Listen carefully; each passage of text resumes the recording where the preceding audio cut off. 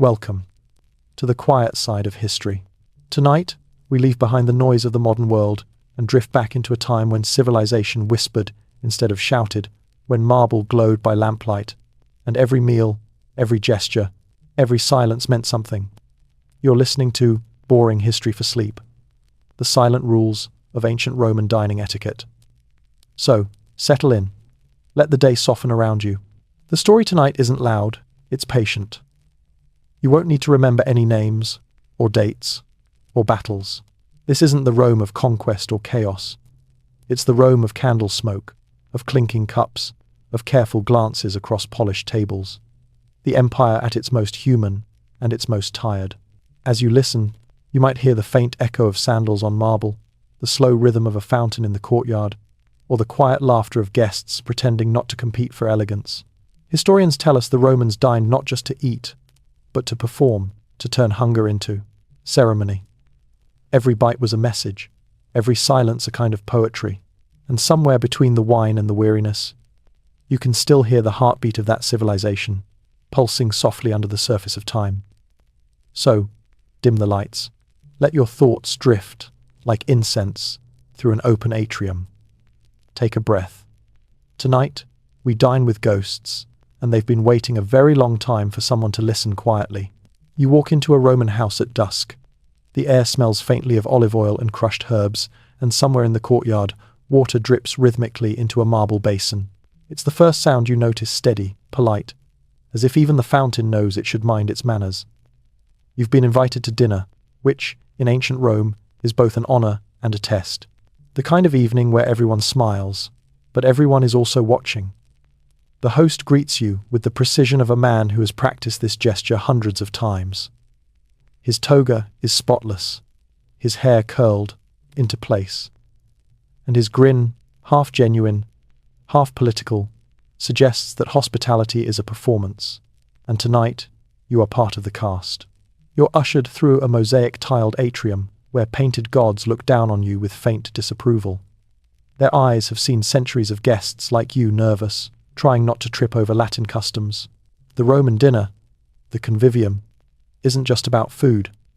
It's about rank, conversation, posture, and pretending you aren't starving while the servants rearrange bowls for 20 minutes. You take your place on a low couch, leaning on your left elbow. Everyone does, never the right. Right elbows are for barbarians and amateurs. Left elbows, however, say, I am cultured, and I understand gravity. Somewhere to your left, a musician plucks a lyre so softly it feels like background breathing. Across the room, a servant pours wine into a shallow silver cup, mixing it carefully with water because in Rome, drinking it pure was the mark of an unrefined soul or a poet having a crisis. You nod appreciatively, pretending you knew that already. The table is low, barely rising above your knees. Platters of dates and honeyed cheese appear. You are told to wait for the signal before eating. It comes, eventually, when the host raises his hand with ceremonial slowness.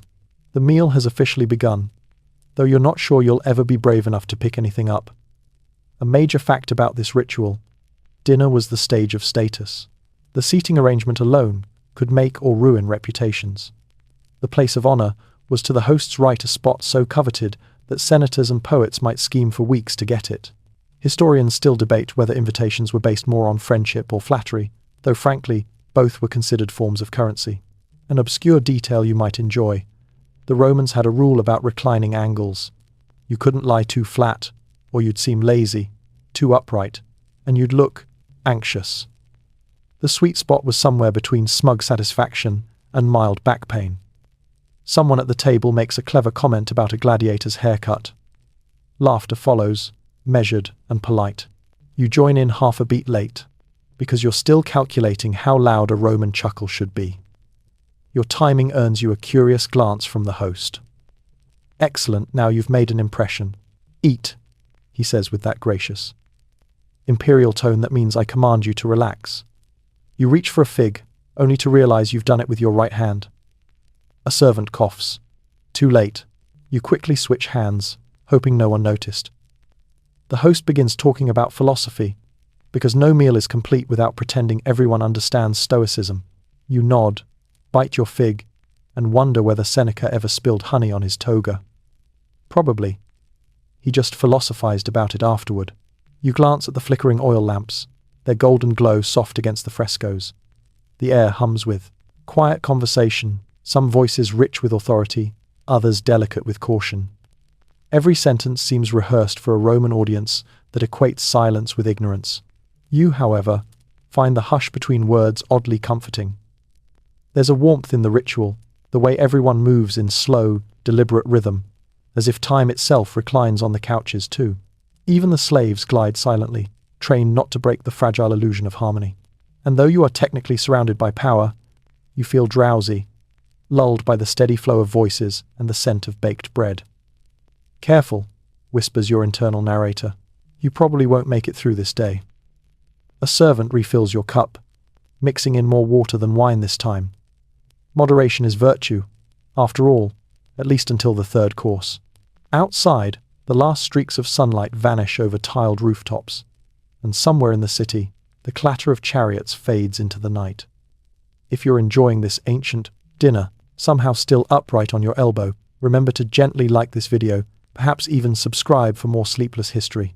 And tell us, softly in the comments, where you're watching from and what time it is there. Rome, after all, always like to know who was awake. Now let's ease into tonight's journey where etiquette is silence, manners are armor, and dinner is never just dinner. You stay on your left elbow, trying not to fidget. The cushions beneath you are softer than they look, stuffed with feathers, perfumed faintly with something like thyme. It's not comfort you're feeling, though. It's concentration. Every gesture matters. In ancient Rome, how you reclined said more about you than what you said aloud. If your elbow slipped, tragedy. If you reached too soon, scandal. And if you spilled your wine, a social execution carried out in silence. A servant brings around warm water in a bronze basin for you to wash your hands. You dip your fingers delicately, pretending you've done this your entire life. The water ripples faintly under lamplight, and for a moment, it looks like liquid amber. Another servant dries your hands with a linen cloth that smells faintly of smoke and laurel. Across the table, someone laughs too loudly. Heads turn, just slightly tiny neck movements, like owls pretending to be polite. The loud one doesn't notice. He's still grinning, chewing olives like a barbarian. You learn from his example what not to do. Never laugh with your mouth full, and never show teeth unless you're Caesar. The host reclines just enough to imply authority without arrogance. He's a master of posture, his shoulder angles, his fingertips resting on the table as if in dialogue with invisible gods. To eat well, he says, is to think well. Everyone nods. You nod too, trying to look like you understand how philosophy applies to bread. A major historical fact. The Roman dinner, cena, was divided into 3 acts like a play.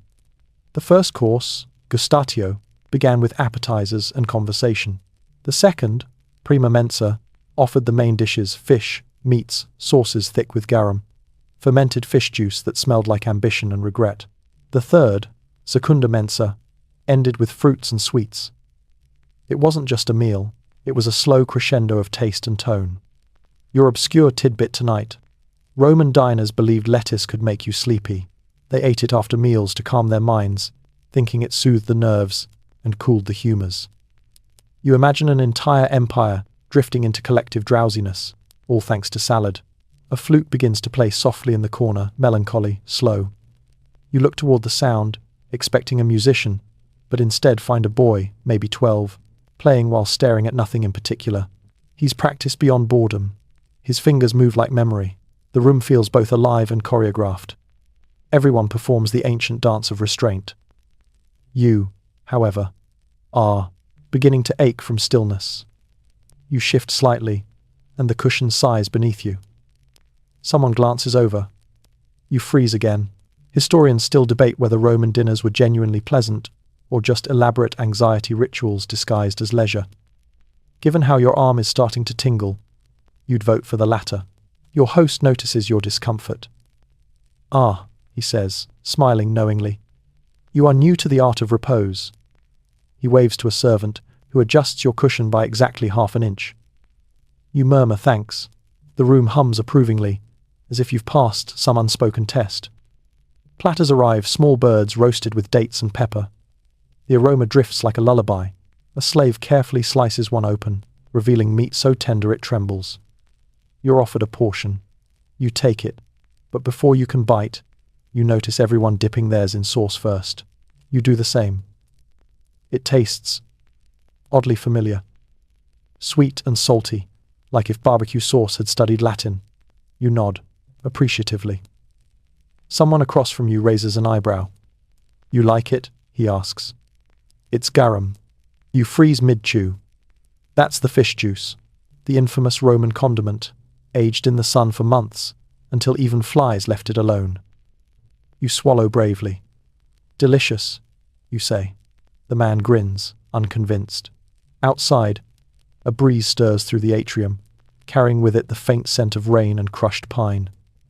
You watch the lamplight flicker across mosaic tiles, 100 tiny tesserae forming a lion mid-roar. For a moment, you swear the creature's mouth moves in the light. You blink. The wine must be stronger than you thought. The host begins another story. Something about a senator who insulted a philosopher, and then had to dine with him for a week. You half listen, half drift. The conversation around you ebbs and flows like a tide, voices blending into warmth and rhythm. You think about how much effort it takes to sit still, to eat slowly, to exist gracefully. Romans. They didn't just dine, they performed civilization. Every bite was a small declaration that they were above the chaos outside their walls. Someone passes you a basket of bread, baked in the shape of a crescent. You break off a piece carefully, remembering not to reach too far, not to lean too soon. The crust cracks softly, and steam escapes like a sigh. You realize this is what Roman manners are really about. Control. Control of voice, appetite, and even hunger itself. The flute fades, the conversation softens. The lamps glow lower, the wine sweeter, the edges of the world blurrier. You let your body sink an inch deeper into the couch. Dinner isn't over yet, but you can already feel time loosening its grip, the room slowing into its ancient rhythm. And somewhere deep inside the marble walls of this Roman home, you sense the quiet heartbeat of a civilization trying not to make noise while it dreams of eternity. You've survived 2 courses so far, and honestly, that's impressive. You're still awake, still polite, and only mildly wine-stained. Now comes the most delicate stage of the Roman dinner, talking while eating, but never about eating. Conversation is the true main course here. Food is just the excuse. You lean on your elbow, breathing in the layered scent of herbs, olive oil, and human restraint. The host gestures subtly, and everyone pauses mid-motion, as if on cue. He has decided that this is a speaking moment. You brace yourself. He begins. In that sonorous voice, all Roman elites seem to share. There are 3 kinds of men: those who talk of virtue, those who display it, and those who hire a sculptor to fake it. Polite laughter ripples around the table. You smile with scholarly amusement, as though you too have commissioned a statue at some point. A servant slides another dish toward you, boiled peas sprinkled with ground cumin and vinegar. The texture is halfway between soup and regret. You eat it anyway, mostly for research purposes. Major historical fact: Roman dining wasn't just about status or taste, it was about rhetoric. Conversation was expected to demonstrate both intellect and restraint. Too quiet, and you were dull. Too talkative, and you were vulgar. There was a precise golden ratio of words to mouthfuls, though, unfortunately, no one wrote it down. Your obscure tidbit tonight. There existed a Roman superstition that hiccups during dinner meant Venus was nearby, possibly approving of your company, possibly laughing at your discomfort. So, if you hiccuped, you were meant to smile modestly and whisper a prayer to her. You consider testing this theory, but think better of it. The host turns toward you, curious. You're from the provinces, yes? Tell us, what do you people eat there? You panic slightly. You could tell him the truth, barley, cheese, and existential dread, but you decide on diplomacy. We follow the Roman way, you say carefully, though with fewer cushions.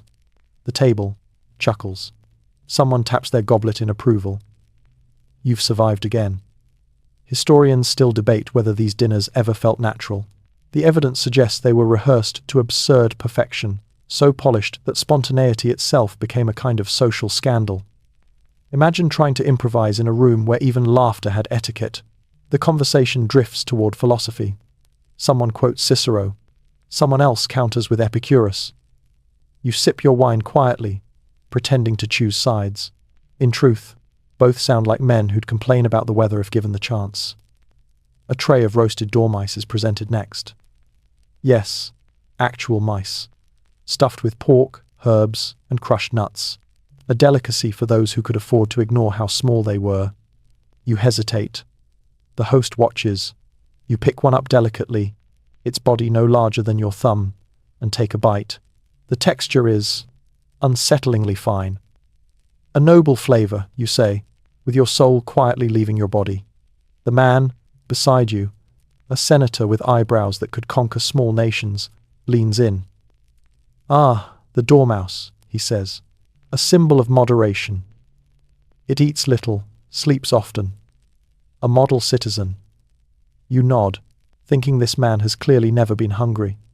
The air is thick now with candle smoke and comfort. You realize how quiet the meal has become, just the faint clink of silver, the whisper of fabric, the occasional cough swallowed by marble.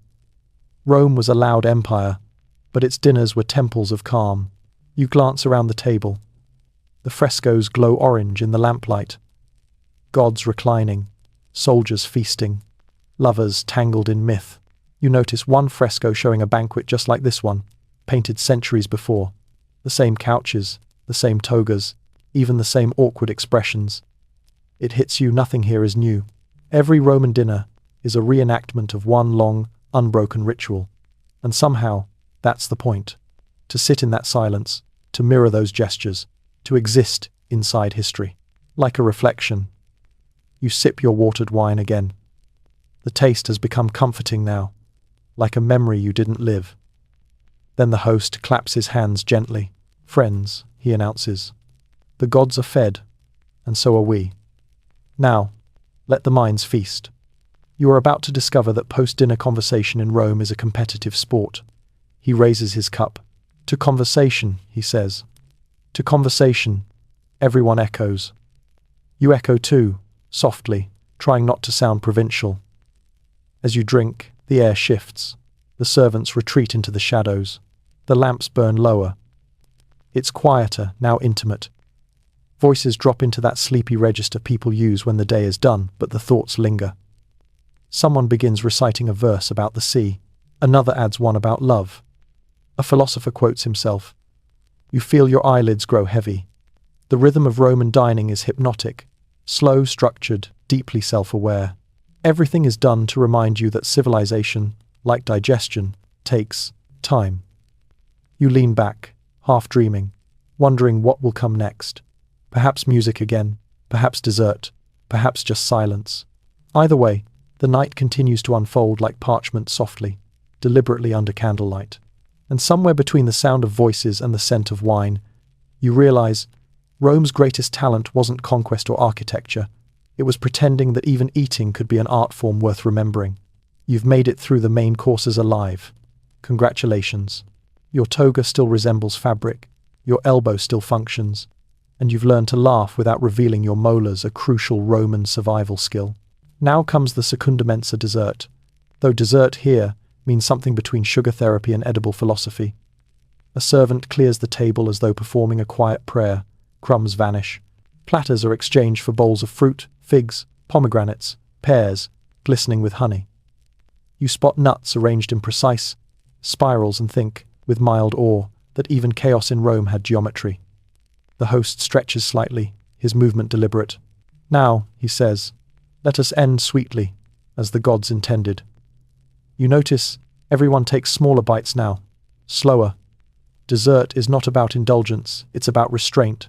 Each fig is eaten, as if auditioning for Olympus. You follow suit, spearing a sliver of pear. It tastes like sunlight filtered through marble. You realize the Romans didn't just want to eat, they wanted to feel elevated while eating. Dessert wasn't a finale, it was an aesthetic declaration. See how elegantly we end things. Major historical fact. Roman desserts were rarely heavy or creamy. Instead, they relied on fruit, honey, nuts, and wine reductions. Sugar didn't exist yet in Europe, so honey ruled everything. The wealthier your honey source, the finer your status. Some imported theirs from Crete or Spain, just to show that even their sweetness had citizenship. And here's your obscure tidbit. Romans sometimes served snow as a delicacy imported from the Apennine Mountains and stored in deep pits. They'd drizzle it with fruit syrup and call it gelu, a frozen luxury 2,000 years before refrigerators. So yes, ancient Romans invented both politics and sorbet. You're about to try a date stuffed with almonds when the man beside you, a senator whose voice could probably declare war by accident, leans in. You know, he says conspiratorially, our ancestors believed that eating pomegranate seeds could ensure rebirth in the afterlife. He pauses dramatically, which is convenient, because this dinner may outlast us all. You laugh softly. It's either that or cry. Historians still debate whether Roman hosts genuinely enjoyed their guests or merely tolerated them as proof of influence. The line between friendship and obligation was as thin as a fig slice. The conversation drifts toward poetry again. A guest recites something about love and sea foam. The words float around the table like perfume. The host nods approvingly, eyes half closed, like a man who's been pretending to enjoy verse since Julius Caesar was a boy. You look at the frescoes again, those painted banquets frozen mid-toast. You wonder how many generations have repeated this exact posture, this same synchronized civility. You start to feel like a participant in a ritual that doesn't really need people anymore, just manners carried forward by inertia. Someone mentions dreams. Another speaks of omens. You learn that the Romans believed indigestion was sometimes caused by unspoken anger, and that sleeping too soon after dinner risked summoning bad spirits. You glance at your wine cup, reconsider your second refill.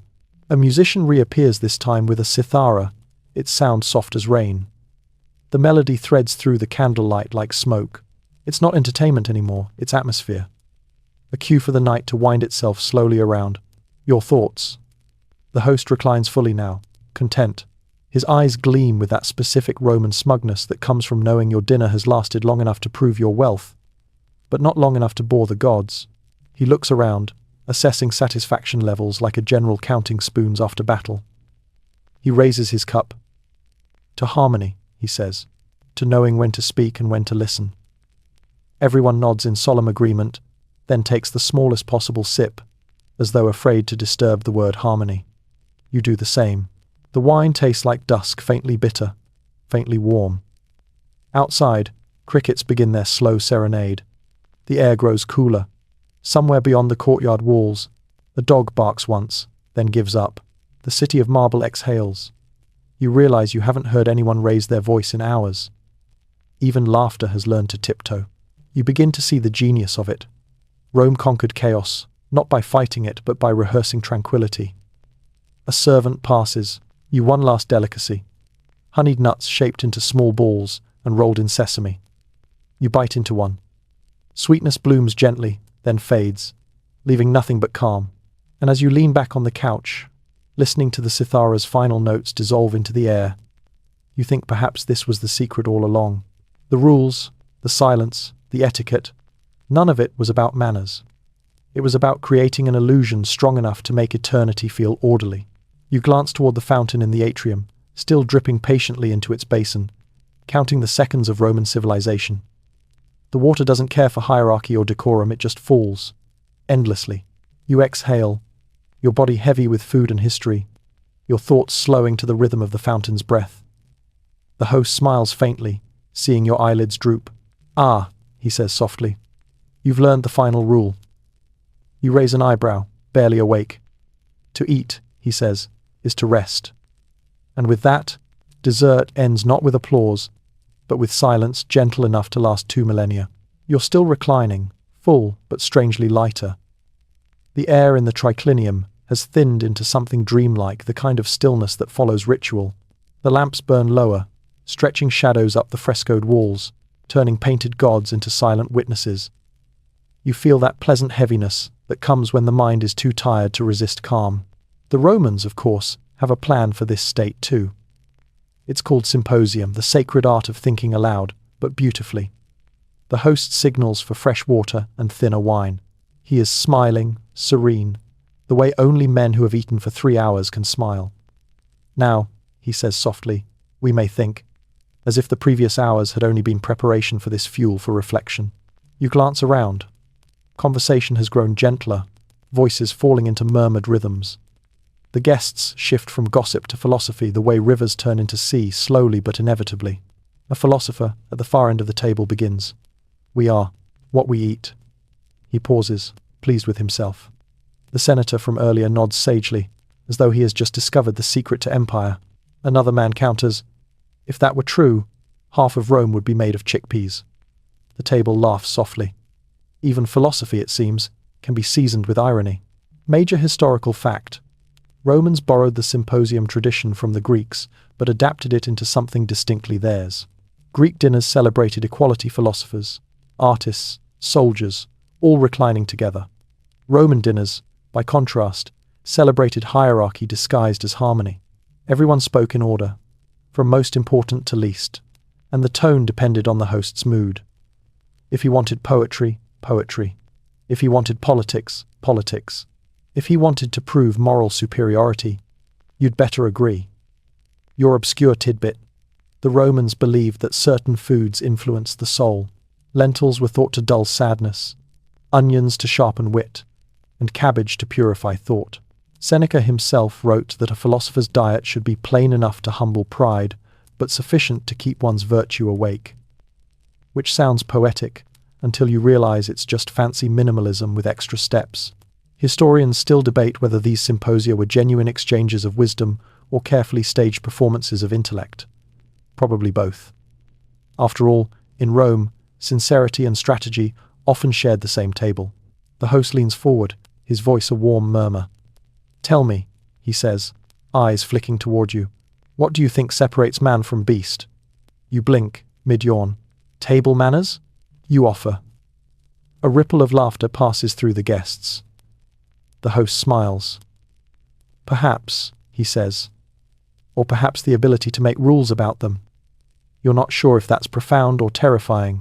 Someone begins to talk about death, as philosophers inevitably do after dessert. The mood shifts, not sad, but curious.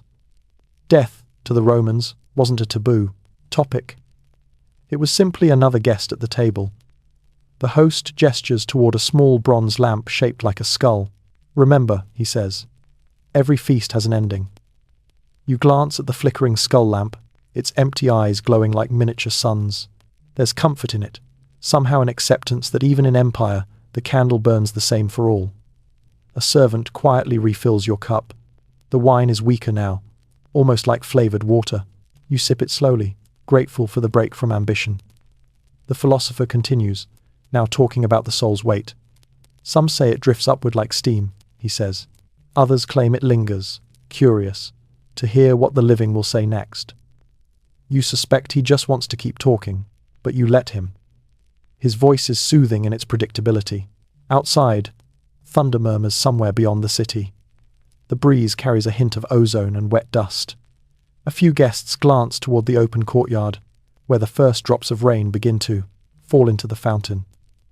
The sound joins the evening like another instrument, soft percussion for tired thinkers. The host smiles at the rain. Ah, he says, Jupiter approves. The sky drinks with us. He raises his cup, and everyone mimics the gesture, toasting the weather. You follow suit, toasting whatever gods handle humidity. The philosopher beside you turns, eyes half-lidded. You know, he says, the sound of rain was once believed to be the gods whispering to the earth. You listen. It's a comforting thought, the idea that even the heavens make conversation after dinner. For a long moment, nobody speaks. The rain thickens, steady, rhythmic. Candles sputter softly in their holders. You find yourself breathing in time with the room. And there it is, the final stage of Roman dining. Not food, not talk, but silence. Shared silence, earned silence. The kind that feels less like an ending and more like digestion of the soul. You close your eyes for a moment. The scent of honey, smoke, and rain mingles into something ancient. You imagine this same moment repeating for centuries.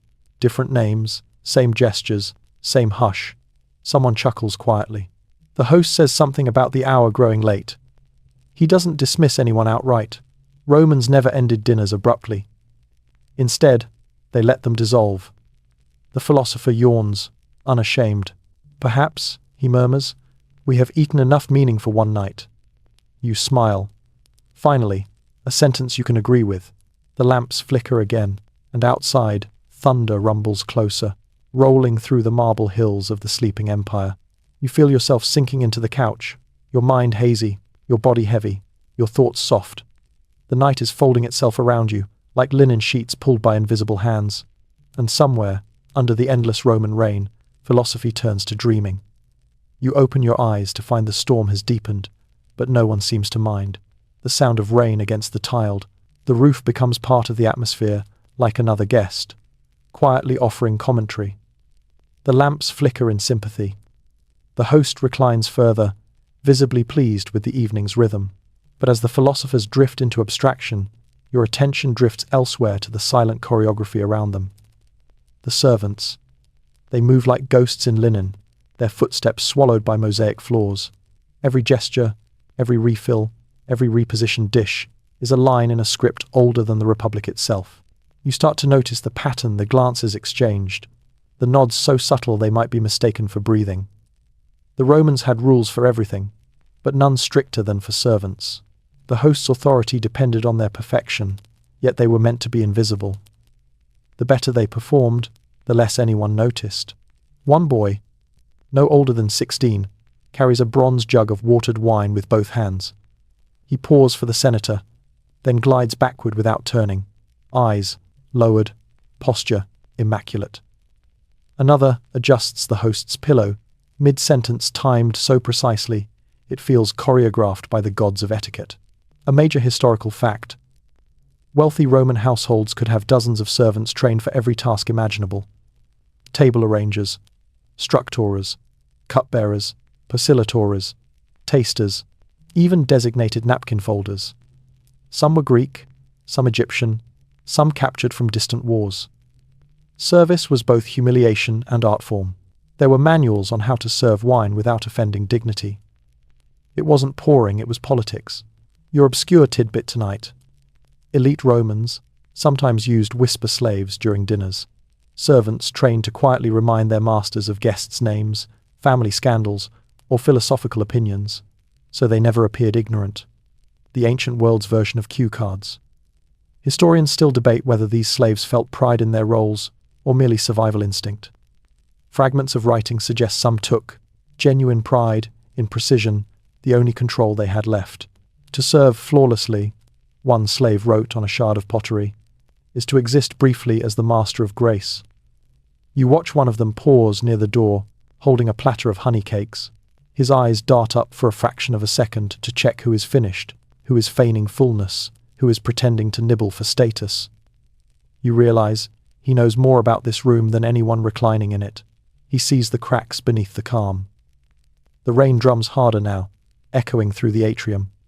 A drop slips through a crack in the roof, landing perfectly into a bowl of figs. You stifle a laugh. Rome, apparently, has a sense of irony. The host gestures for another jug of wine. The same boy reappears, refilling cups in a slow, circular pattern that feels ceremonial. His arm doesn't shake once. You try to imagine the training behind that control, the constant awareness of eyes that notice everything except your humanity. The senator, inebriated by now, leans toward the host. You know, he mutters, the key to a peaceful empire is obedient silence. He gestures vaguely toward the servants. Proof. The host nods, smiling politely, though you can see his eyes flicker toward the boy pouring wine. Perhaps he's thinking what you are. Silence isn't proof of peace. It's proof of rehearsal. A servant clears away the empty plates, stacking them with careful rhythm. The sound clay touching clay is almost musical. It blends with the patter of rain, the crackle of oil lamps, and the lazy conversation. The effect is hypnotic. You realize that the servants are the real reason these evenings feel so serene. They maintain the illusion of calm so the powerful can pretend to be philosophers instead of hungry men. Every plate replaced, every jug refilled. It's the maintenance of a collective dream. One woman passes near you with a small towel, her movements slow, deliberate. You notice her, hands cracked, steady, impossibly patient. For a brief moment, Your eyes meet. There's no fear in her gaze, just quiet endurance. It's not rebellion, not submission, something between. The expression of someone who has lived too long under rules that promise eternity. The host notices your distracted look and chuckles softly. "Ah," he says, "you're watching the real empire at work." You tilt your head. "The servants?" He smiles. "Of course, we build monuments, but they keep the marble from falling." His voice carries no guilt, only acknowledgement. That's Rome for you, awareness without apology. Outside, lightning flashes briefly through the open atrium, illuminating the faces of everyone present. The host, the senator, the philosopher, the servants, and for a moment they all look the same. Equal in light, equal in fatigue. Then the thunder fades, and hierarchy returns with the darkness. You recline again, your cup half full. The air smells of wax, honey, and wet stone. Somewhere behind you, someone snores softly, perhaps the philosopher who ate too much virtue. The servants glide on, collecting, cleaning, refolding the fabric of civilization. And you, drowsy in your borrowed grace, start to understand the unspoken truth of Roman etiquette. It wasn't about food, or rank, or even dignity. It was about keeping the machinery of illusion turning quietly, beautifully, endlessly. A servant blows out one lamp, then another. The room dims into gold and shadow. The fountain still whispers in the courtyard. The rain still falls, and Rome, proud and silent, continues to dine on its own orderliness.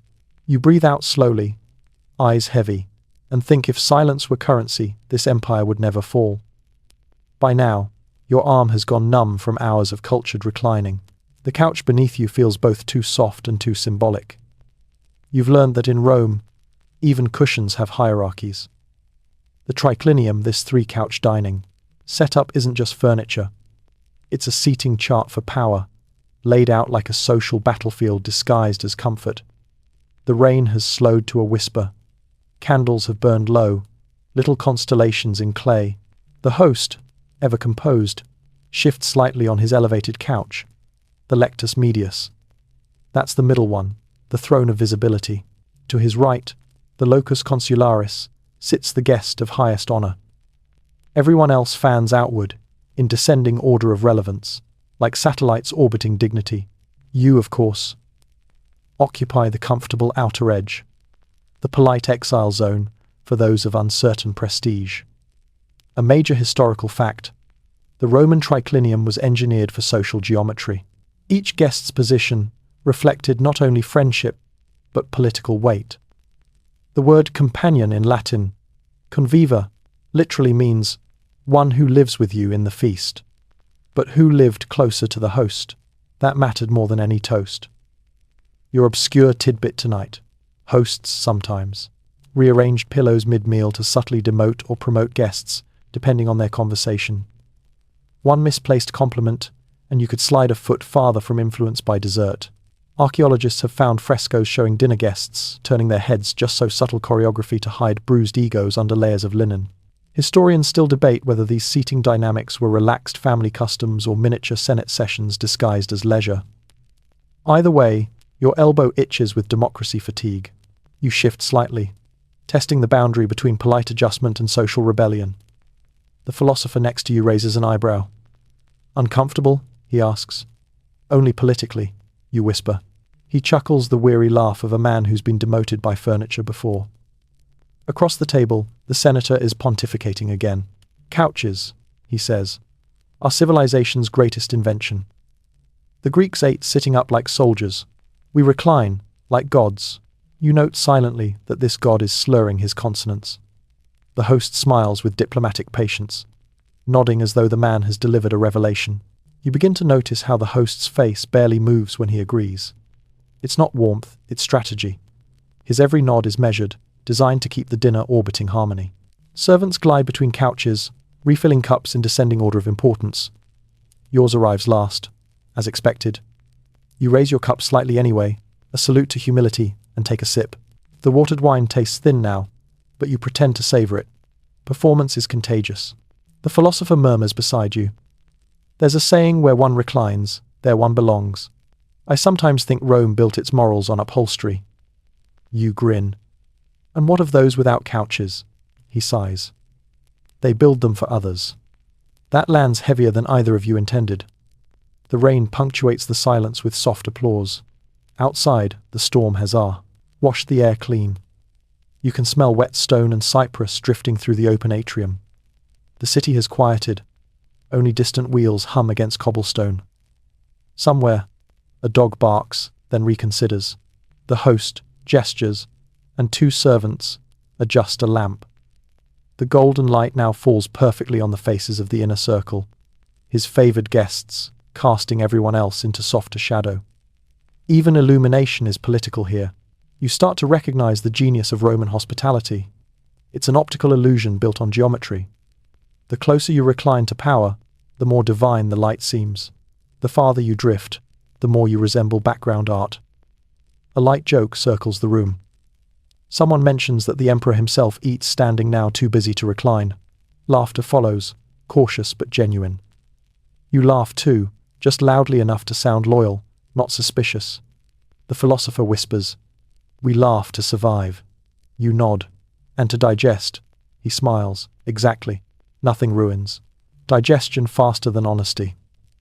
Another servant passes with a tray of scented oils, rose, myrrh, and cedar. He anoints the guest's hands lightly, perfuming the room with sleepy sweetness. The scent fills your lungs, makes your eyelids heavy. Perhaps it's meant to refresh, but it feels like permission to drift. The host begins telling a story, a legend about a general who fell asleep during a feast and dreamed of victory before dawn. His tone slows with each sentence, words curling into the air like incense. The philosopher across from you leans back, eyes closing. Even the senator's voice is quieted to the occasional self-affirming murmur.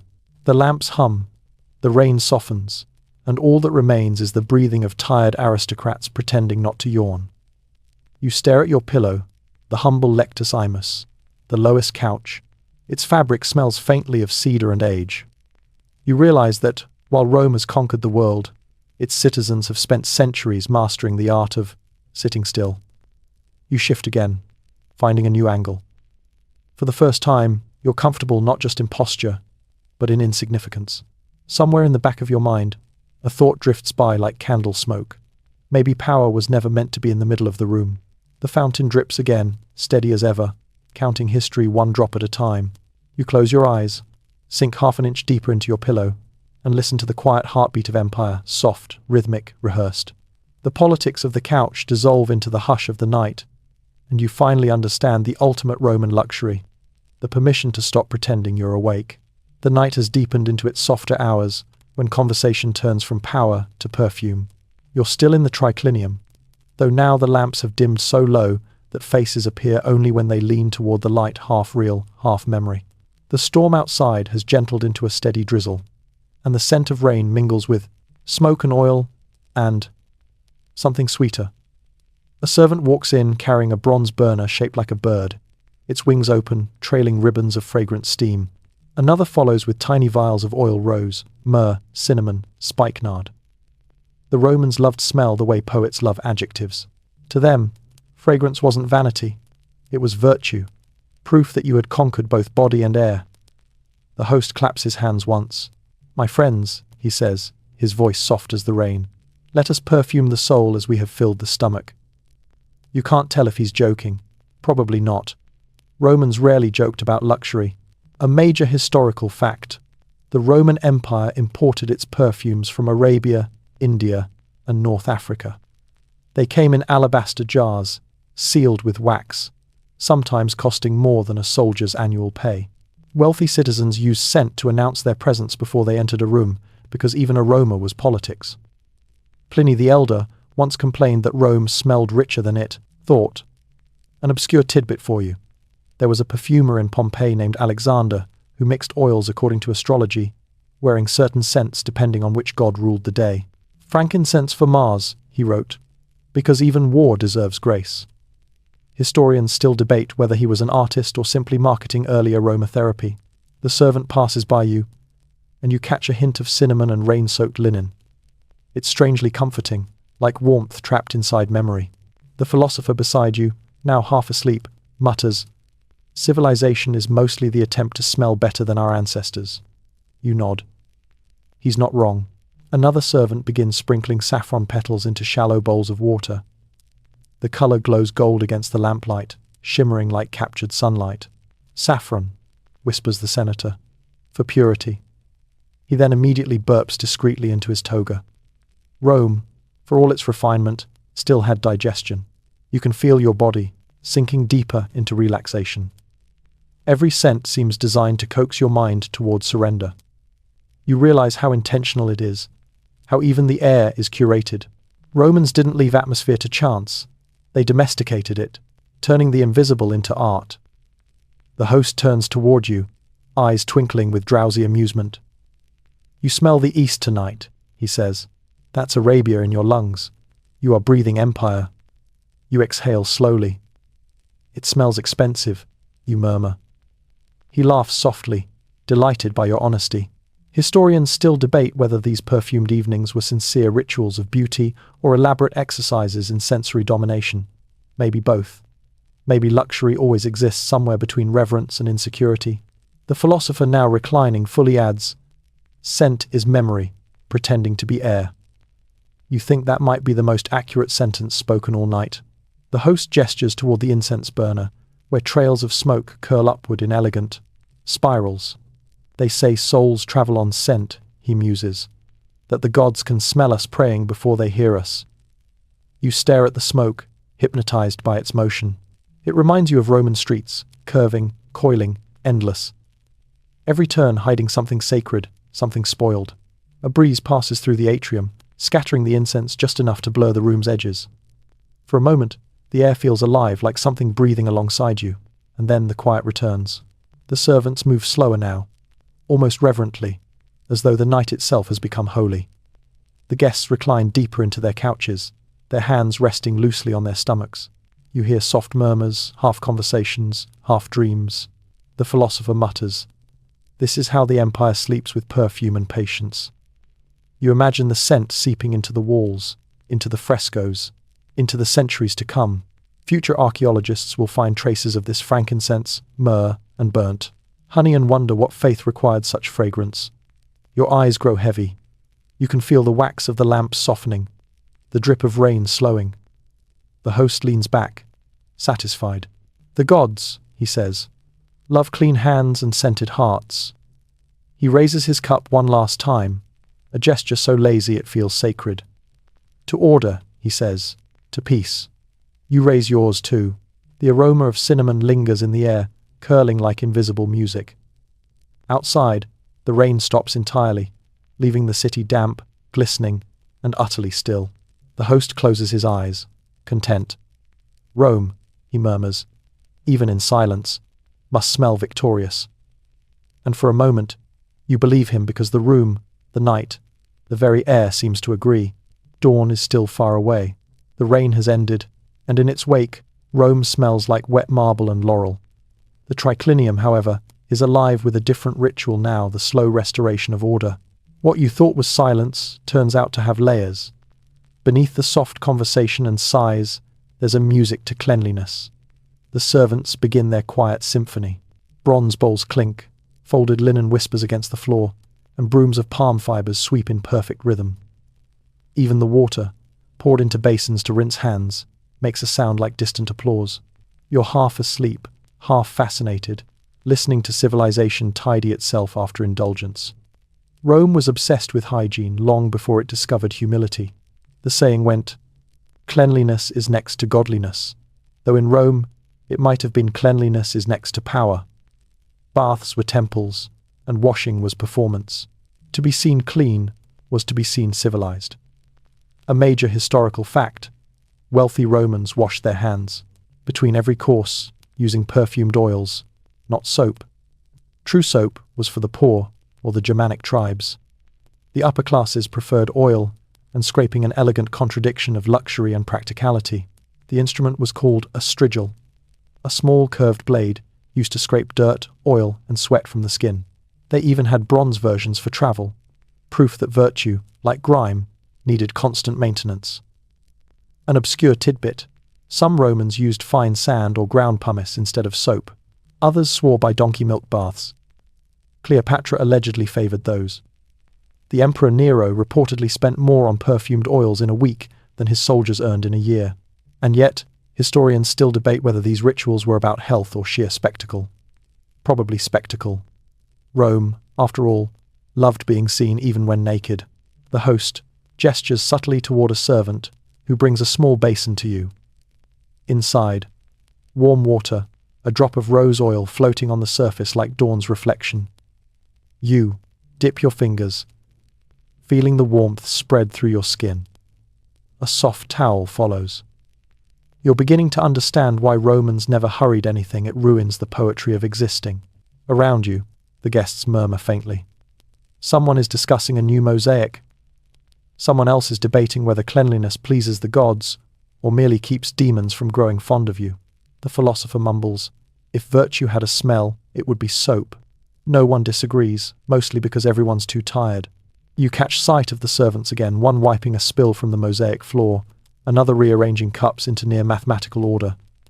Their movements are meditative, repetitive, almost tender. It's not servitude anymore. It's choreography. You can feel their rhythm syncing with your heartbeat. The host stretches, his toga rustling softly. Rome, he says to no one in particular, must never smell like effort.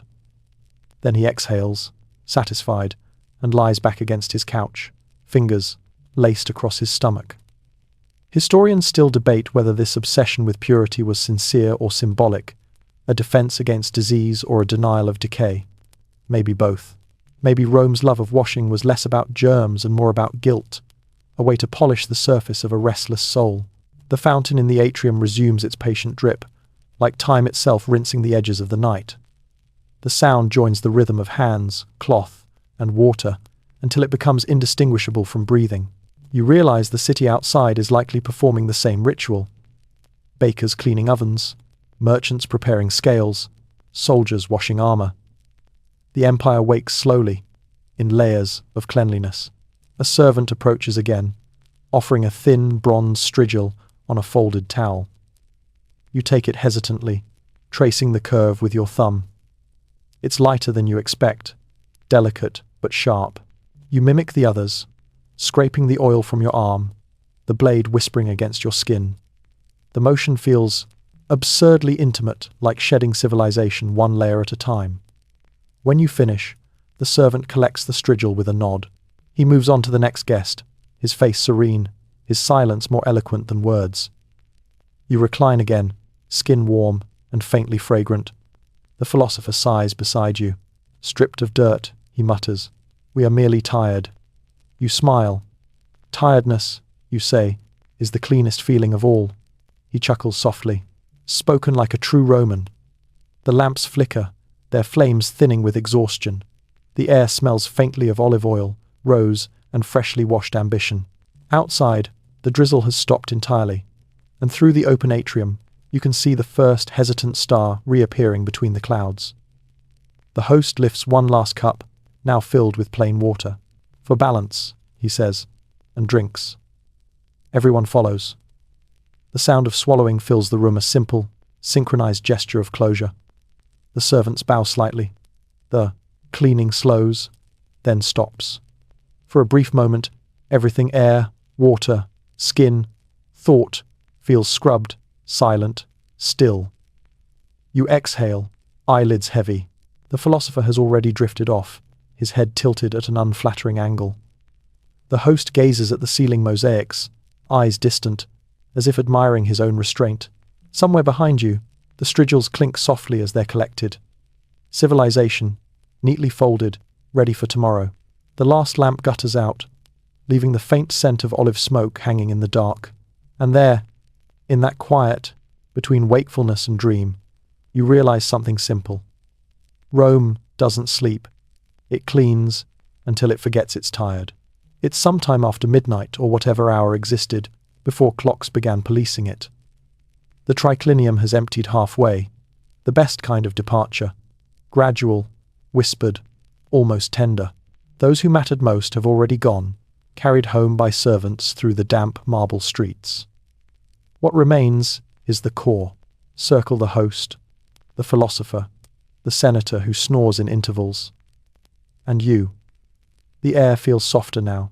The smoke from the last lamp curls lazily toward the ceiling, as if reluctant to leave the company. You notice the faint scrape of sandals on tile as the servants clear the final bowls. There's something hypnotic about the sound of plates being stacked and after-dinner heartbeat, marking the empire's slow exhale. The host shifts on his couch and smiles faintly. "Ah," he murmurs, "the loyal ones remain." You can't tell if he means loyal or unlucky. In Rome, leaving a dinner early was a delicate social act. Too soon, and it seemed rude. Too late, and it implied dependence, or worse, gossip. The Romans had a word for overstaying guests, commissatores, those who linger beyond the feast, drunk on both wine and their own eloquence. Historians still debate whether these night lingerers were charming or insufferable. Probably both. A major historical fact: elite Roman feasts could last until dawn. The convivium might end formally, but the commissatio, the drinking phase, carried on as long as the host tolerated it. There were games, riddles, sometimes philosophical debates, disguised as toasts. Occasionally, musicians returned, bleary-eyed, to play lullabies for guests who no longer remembered they were being entertained. Your obscure tidbit. Some hosts employed a symposiarch, a master of wine, who decided how strong the next round should be. It was less about moderation and more about control. Too much wine made truth leak out. Too little made conversation die. A good symposiarch was half bartender, half psychologist. Tonight, the symposiarch is gone, and the wine has been replaced by water and fatigue. You can feel the edges of conversation fray, sentences ending without conclusions, laughter dissolving before it finishes. The host speaks softly, almost to himself. "When I was a boy," he says, "I thought Rome was eternal because it never slept. Now I see it's eternal because it never rests."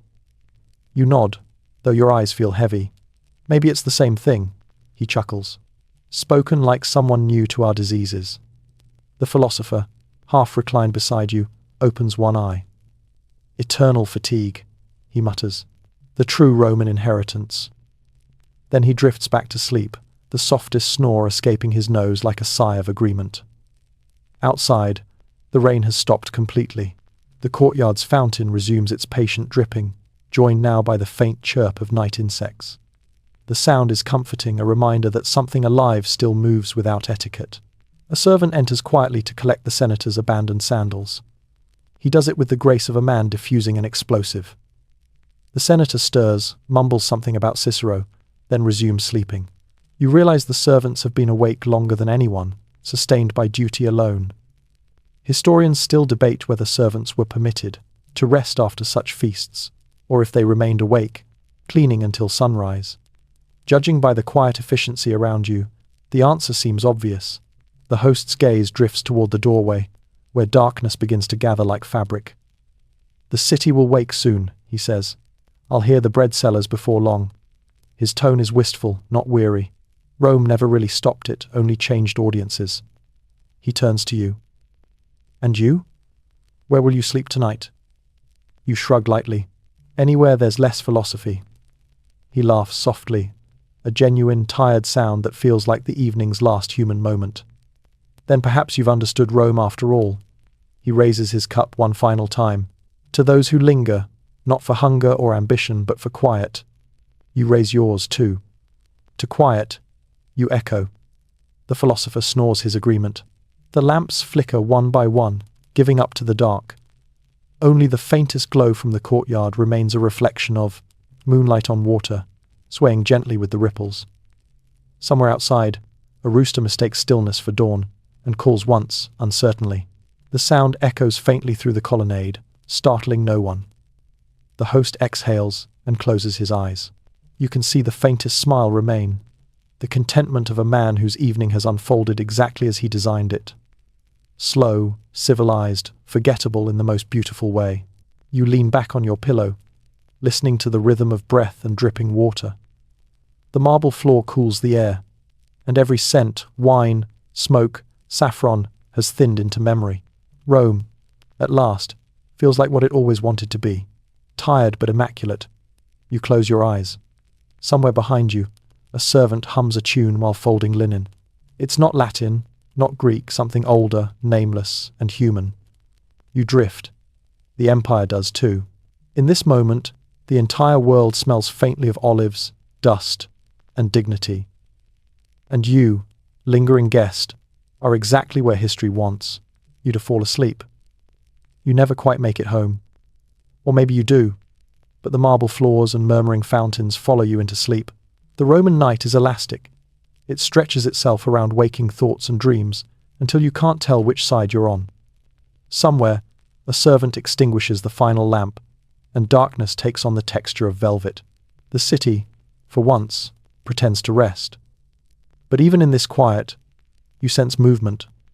Not footsteps, not voices. Something slower. The air seems aware of itself. Rome may sleep, but its gods do not. You lie there, half guest, half ghost, watching the ceiling fresco disappear into shadow. The painted gods above the couches are still awake. Bacchus leans on his vine, amused. Minerva tilts her head, listening.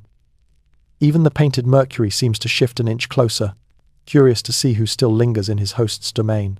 A major historical fact. The Romans believed that every home, every room, every act had its own spirit. The lares guarded the household. The penates protected the pantry. Even the dinner table had its divine overseer, tiny, watchful, easily offended by crumbs or impolite silence. Eating, sleeping, cleaning, all of it was negotiation with invisible neighbors. An obscure tidbit. Some Romans, after grand dinners, would leave an extra piece of bread on the table for the household god who listens. It wasn't superstition, it was diplomacy. They believed the gods grew restless when ignored, and restless gods caused indigestion.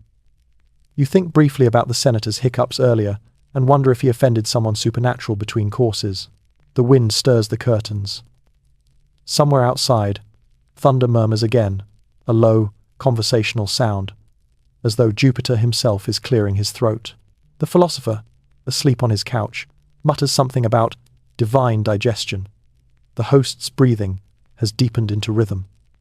The servants, finally finished, have vanished into their quarters, like shadows returning to their roots. You're the only one awake now.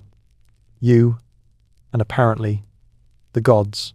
You hear the faint creak of the roof timbers as the storm passes, followed by a single drop of water hitting the atrium basin. It's so quiet that it feels deliberate, like punctuation.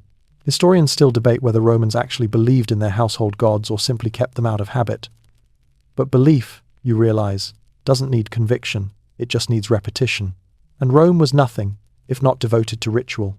You imagine, just for a moment, that you can see them. The small domestic deities moving through the air like dust motes, glowing faintly in the lamplight that isn't there anymore. One pauses by the host's empty cup. Another lingers near the half-eaten fig left on a plate.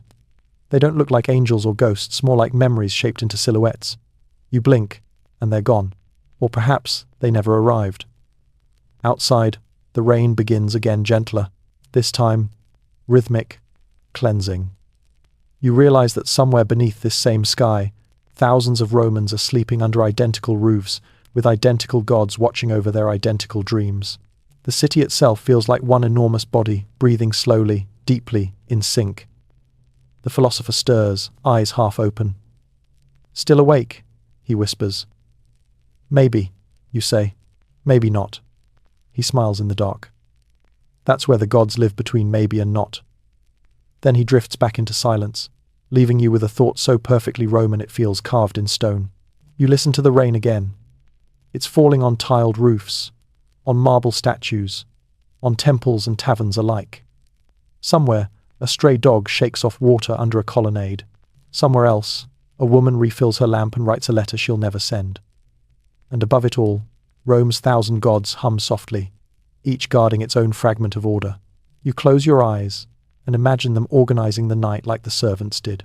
The feast arranging dreams, polishing thoughts, scraping away the day's disorder until everything gleams. A final flicker of lightning illuminates the room, just enough for you to see your own reflection in a silver plate. You look impossibly calm, like a painting that hasn't decided whether it's finished. The thunder follows a few heartbeats later, not loud, more like a sigh, the kind a god gives when even eternity feels long. You shift slightly on your couch, the linen cool against your skin. The scent of incense still lingers, mixed now with the metallic freshness of rain. You can feel yourself sinking again down, through the layers of history, through the hum of divine patience. Rome hums with you. Around you. Through you. The city and its gods breathe in perfect unison. And as your eyes close, you think, perhaps the true religion of Rome was never worship or empire, but the endless art of pretending that everything, even sleep, is intentional. When you open your eyes, the world hasn't changed, only the light. The grey of early morning has replaced the gold of oil lamps, and the room feels like it's holding its breath between centuries. You've slept for maybe an hour, or maybe the entire night. In Rome, time isn't a straight road, it's a hallway full of echoes. The first thing you notice is the smoke. It rises in thin ribbons from the extinguished lamps, curling lazily toward the ceiling, where painted gods wait for their morning worship. The second thing you notice is movement. Quiet, deliberate, soft-footed movement. The servants have returned. You watch as they begin the morning's slow ritual of restoration. The soundscape is gentle linen folding, bronze clinking, water pouring. The smell of ashes blends with the faint perfume of yesterday's feast, a ghostly sweetness hanging in the cool air. One servant opens the shutters just a little, letting in the first strands of Roman daylight. It falls unevenly across the mosaic floor, illuminating the leftovers of civilization. An overturned cup, a crushed grape, a feather from a cushion that looks like it's seen too much philosophy. You stretch slightly. The philosopher beside you is still asleep, his mouth open in an expression of profound intellectual defeat. The senator has vanished, hopefully escorted home by someone stronger than him. The host is awake, reclining with the dignified fatigue of a man who knows he has survived his own hospitality. He notices you watching. "Morning," he says softly.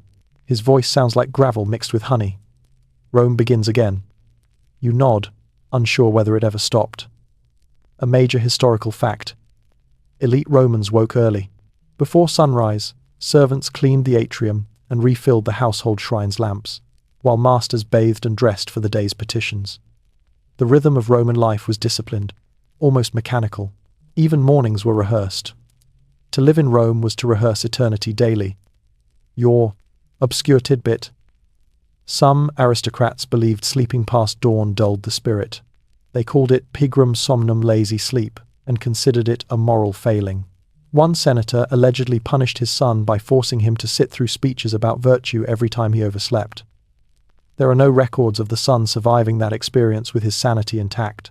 Historians still debate whether this strictness was genuine or performative, a way for the wealthy to feel virtuous while servants did the actual work. The evidence, you think, is cleaning your host's floor right now. A young girl sweeps the mosaic tiles near your couch.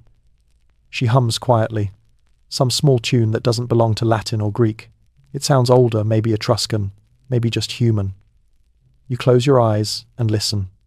Her broom makes a rhythm beneath the melody, like a heartbeat made of straw. The host lifts himself carefully, groaning just enough to remind everyone he is noble. The city will stir soon, he says. The streets will smell of bread and donkeys. My favorite hour. You smile. Because it's quiet? He shakes his head. Because it's honest. Rome smells truest before anyone starts pretending again. Outside, you hear it. The soft rumble of morning carts, distant footsteps, and the faint metallic ringing of the baker's oven doors. The sound is strangely soothing, like a heartbeat returning after a long pause. A servant enters carrying a small basin of steaming water and sets it beside the host. Another offers a towel. The host washes his hands slowly, almost reverently. You notice how he watches the ripples in the water as though searching for omens. Maybe he's not just washing, maybe he's divining the day. He glances at you. You should wash, too. The gods admire effort. You obey, dipping your hands into the basin when he's finished. The water is warm, scented with bay leaves and mint. The warmth crawls up your arms, chasing away the chill of marble dawn. You understand why the Romans turned cleanliness into ceremony. It makes you feel reborn. The philosopher wakes suddenly, blinking like a man surprised to still exist. "Morning already?" he croaks. "Technically," you reply. He groans and sits up. Another day to pretend we're wise. The host laughs quietly. Wisdom, he says, is simply yesterday's nonsense spoken with confidence. The servants, still cleaning, hide their smiles behind their work. They've likely heard that line before. The light grows stronger now, painting everything in pale gold. You can see dust drifting lazily through it, like time made visible. The frescoes on the walls, banquets, gods, victories, seem to glow from within. For a brief, drowsy moment, you feel like you're living inside a fresco yourself. Timeless, ornamental, slightly absurd. The host rises fully, his toga adjusted, his dignity restored. Thank you for sharing my table, he says formally. May your next meal be less educational. You bow slightly. And may your next guest fall asleep sooner. He laughs again, that tired Roman laugh that sounds like marble remembering laughter. Outside, a new sound joins the morning chorus. The call of vendors, the bark of dogs, the steady hum of a city rehearsing perfection. You step out into the courtyard. The fountain continues its endless dripping, but now in daylight it looks different, less poetic, more practical. Still beautiful, but honestly so. The philosopher joins you, squinting at the sky. The gods are punctual, he mutters. They send light exactly when I wish they wouldn't. You smile. At least they're consistent. He shrugs. Consistency is overrated. Ask any empire. You both stand there for a while, silent, watching the sun find its way between columns and rooftops. The air smells of wet stone, olive wood smoke, and something indefinably Roman, half cleanliness, half memory. The host appears one last time, standing in the doorway. You are always welcome, he says. Though next time, try to arrive hungry and leave on time. You nod. I'll aim for one of those. He grins and disappears back inside. You look out toward the waking streets. The light catches the rooftops, the domes, the distant arches. Everything glows briefly, like a memory being polished for another day of history. Rome, it seems, doesn't rise. It resumes. And you, still scented faintly of rose oil and rain, follow its rhythm into the morning quiet, clean, and beautifully exhausted. You step out of the house and into the in-between hour, the colorless space when night hasn't fully surrendered and day hasn't quite taken command. Rome is hushed but not asleep, never asleep. A baker's door creaks open somewhere down the alley, releasing a sigh of yeast and charcoal. From the upper floors, laundry flaps like tired flags.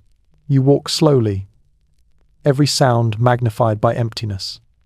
Sandal against stone, drip against basin, the flutter of doves plotting their breakfast. The street is slick from the rain, reflecting fragments of statues and lampposts. The water turns the empire upside down, doubling its grandeur, multiplying its weariness. You move carefully, as if disturbing a painting. A cart rattles past, pulled by a mule that looks as ancient as the Forum. The driver nods, half awake, half mythical. He whistles a tune older than currency. You don't recognize it, but somehow you hum along. A major historical fact. The Roman day began earlier than ours. Markets opened before sunrise. Officials held meetings at the first light. Ordinary citizens fetched water, swept thresholds, greeted the dawn with disciplined practicality. The empire ran on punctual chaos, your obscure tidbit. Street sweepers sprinkled crushed oyster shells on the paving stones to prevent slipping after rain, a primitive form of traction control. Historians still debate whether it worked or simply made the city smell like ambition and seafood. As you walk, the marble facades around you glow faintly pink. Temples, arches, even the public latrine catches the new light with theatrical precision. Rome knew how to perform for its own mornings. At a corner, a woman selling garlands sets up her stall. Her fingers move with mechanical tenderness, threading laurel and rosemary into circles that smell like victory and soup. For the household gods, she murmurs, when you pause to look. Or for the doorway, if you fear envy more than divinity, you buy one partly for protection, mostly for the poetry of it.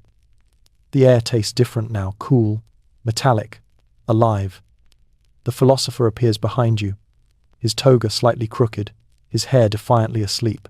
You left without saying farewell, he mutters. I thought we'd already said too much of everything. you reply. He squints at the sky. True. The only honest conversation happens before breakfast. You both stand there watching the horizon brighten behind the Capitoline Hill. The city's rooftops form a jagged sea, and smoke from bakeries curls upward like gentle ghosts. A boy runs past, carrying a basket of bread. The smell catches your stomach off guard, and you remember how long it's been since anything truly simple crossed your lips. The philosopher notices. That, he says, pointing at the bread, is the real empire. Grain, ground, baked, sold, repeated. The rest is paperwork. You smile. You should write that down. I did, he says. Yesterday. No one read. Historians still debate whether Rome's greatness came from its armies or its logistics. But standing here, watching workers carry baskets, merchants lift shutters, and pigeons rehearse ownership of statues, you realize the empire's true miracle is organization disguised as life. A group of slaves passes by carrying amphorae. One slips slightly, catching himself with grace born of exhaustion. The philosopher nods toward them. See, even fatigue has form. You both start walking again, the cobblestones drying beneath the new sun. The air fills with early chatter vendors calling, dogs barking, the city clearing its throat. The noise doesn't break the peace. It defines it. Rome isn't quiet because it lacks sound. It's quiet because every sound belongs. The philosopher stops near a small shrine embedded in the wall, a niche with a soot-blackened statue of a minor god. Someone has left a crust of bread and a pinch of salt on the ledge. He bows slightly. For good. Digestion, he explains. You mimic the gesture, not out of belief, but politeness. The god seems to appreciate the effort. You wander toward the forum. Sunlight now spills fully onto the marble, awakening the columns with gold. Merchants roll up their awnings, scribes unroll their wax tablets, a soldier yawns like a man reconsidering heroism. The philosopher turns to you and says, Every morning, Rome pretends it's eternal. Every night, it nearly believes it. He pats your shoulder, then disappears into the growing crowd, swallowed by history's next sentence. You pause at the edge of the street, breathing in the mingled perfumes of bread, smoke, and ambition. The garland in your hand drips a single bead of rainwater onto the stone. It lands silently, absorbed by the city that never stops absorbing everything. The sun clears the last of the clouds, and suddenly Rome gleams too alive, too beautiful, too aware of its own performance. You feel small and strangely grateful. You whisper, mostly to yourself, Let them have the noise. I'll keep the silence underneath. The city answers with 100 sounds at once. Carts, laughter, prayers, the distant clang of a temple bell. And beneath it all, you hear what only the sleepless notice, the steady rhythm of water flowing through the aqueducts, the heartbeat of marble, the sound of civilization rehearsing itself for another day. By the time the sun has climbed above the tiled roofs, the hush of dawn has transformed into Rome's most human miracle commerce. The forum's market swells with motion, sound, and smell. You stand at its edge, blinking as if you've just stepped into another century of noise. Everywhere, voices rise and fall in overlapping symphonies. Merchants hawking figs, buyers haggling over olives, donkeys objecting to everything. The philosopher's prediction was right. The city's true empire isn't marble or armies, it's this, the living pulse of trade. The stones under. Your feet are slick with crushed herbs and spilled oil. The air carries a sweetness that feels older than sugar. Honey, wine, sweat, and hot bread all mingling into a perfume of survival. You drift through the stalls, like someone wandering through thought itself.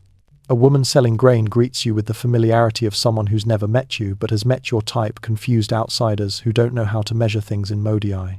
Bread's rising by the hour, she says with theatrical sadness. But I have a deal for you, half price if you promise to smile. You try. She squints. Almost convincing. A major historical fact. Roman markets were both civic and sacred. Each trade was watched over by its patron god.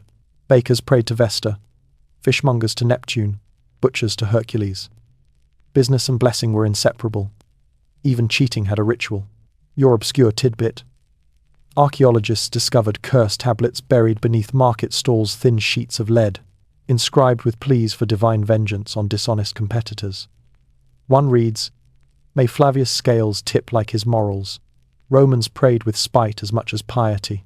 You pass a stall selling dates and sesame sweets. A child offers you one with sticky fingers and a grin too honest for negotiation. You bite into it, the flavor is soft, sleepy, like the memory of last night's dessert trying to follow you into daylight. The crowd presses closer. An orator stands on a stone near the basilica, declaiming some half-poetic advertisement for his patron's wine. Each sip, he promises, is more Roman than your neighbor's virtue. People laugh, and a few actually buy. Marketing, it seems, is timeless. The philosopher appears again, emerging from behind a column with the expression of someone allergic to enthusiasm. You found the noise, he says. I think it found me, you answer. He gestures at the market's chaos. This is the real Senate, he says. The people arguing over onions. You grin. They seem more sincere than the other Senate. He nods solemnly. And better fed. You wander together through aisles of pottery, linen, and gossip. Every voice seems woven into the air. Every bargain a small theatre. You pass a stall of bronze jewelry, where the merchant insists his wares were blessed by Venus herself. She smiled at me, he says, just before she overcharged me for beauty. Historians still debate whether Roman markets were fair or feral. Evidence leans toward both. Regulations existed, but enforcement depended largely on charisma and muscle tone. Even purity of grain was decided by handshake. The philosopher stops at a spice merchant's booth and breathes deeply. Cardamom, he sighs. Imported arrogance. He looks at you. Rome smells foreign because it can afford to. He's right. The scents swirling around you, pepper from India, frankincense from Arabia, myrrh from Egypt or the Empire, condensed into aroma. Each one a whisper from somewhere conquered, each grain of spice another heartbeat of distant labor. A man selling amphorae catches your sleeve. For your home, he insists. Handcrafted, watertight, dignified. He taps one lightly and adds, like a senator. You laugh. He doesn't. You pay now, he says gently, or the amphora will follow you home. You buy it partly out of fear, partly out of respect for his poetic aggression. The philosopher raises an eyebrow. And what will you do with that? Regret it gracefully, you reply. He grins. Then you're learning. You pause at the edge of the square, watching how the sunlight hits the stone. Every shadow in Rome looks deliberate. You notice how the crowd flows like water around statues, each person adjusting their pace to avoid collision but never stopping entirely. The empire moves as one continuous organism, fed by need and caffeine-free ambition. A street musician plucks a lyre, his melody nearly drowned by the market noise. Still, it threads through the chaos like a vein of calm. You recognize the tune, it's the same one the slave boy played at dinner. Somehow, hearing it here, surrounded by shouting and laughter, it feels freer. Historians still debate whether Romans saw markets as civic duty or entertainment. Judging by the smiles, the bargains, and the relentless noise, you suspect both. Rome doesn't distinguish between living and performing. The philosopher tilts his face toward the sun. The day will get louder, he says. It always does. You glance at him. And what do you do when it gets too loud? He smirks. I wait for evening. Rome always apologizes at dusk.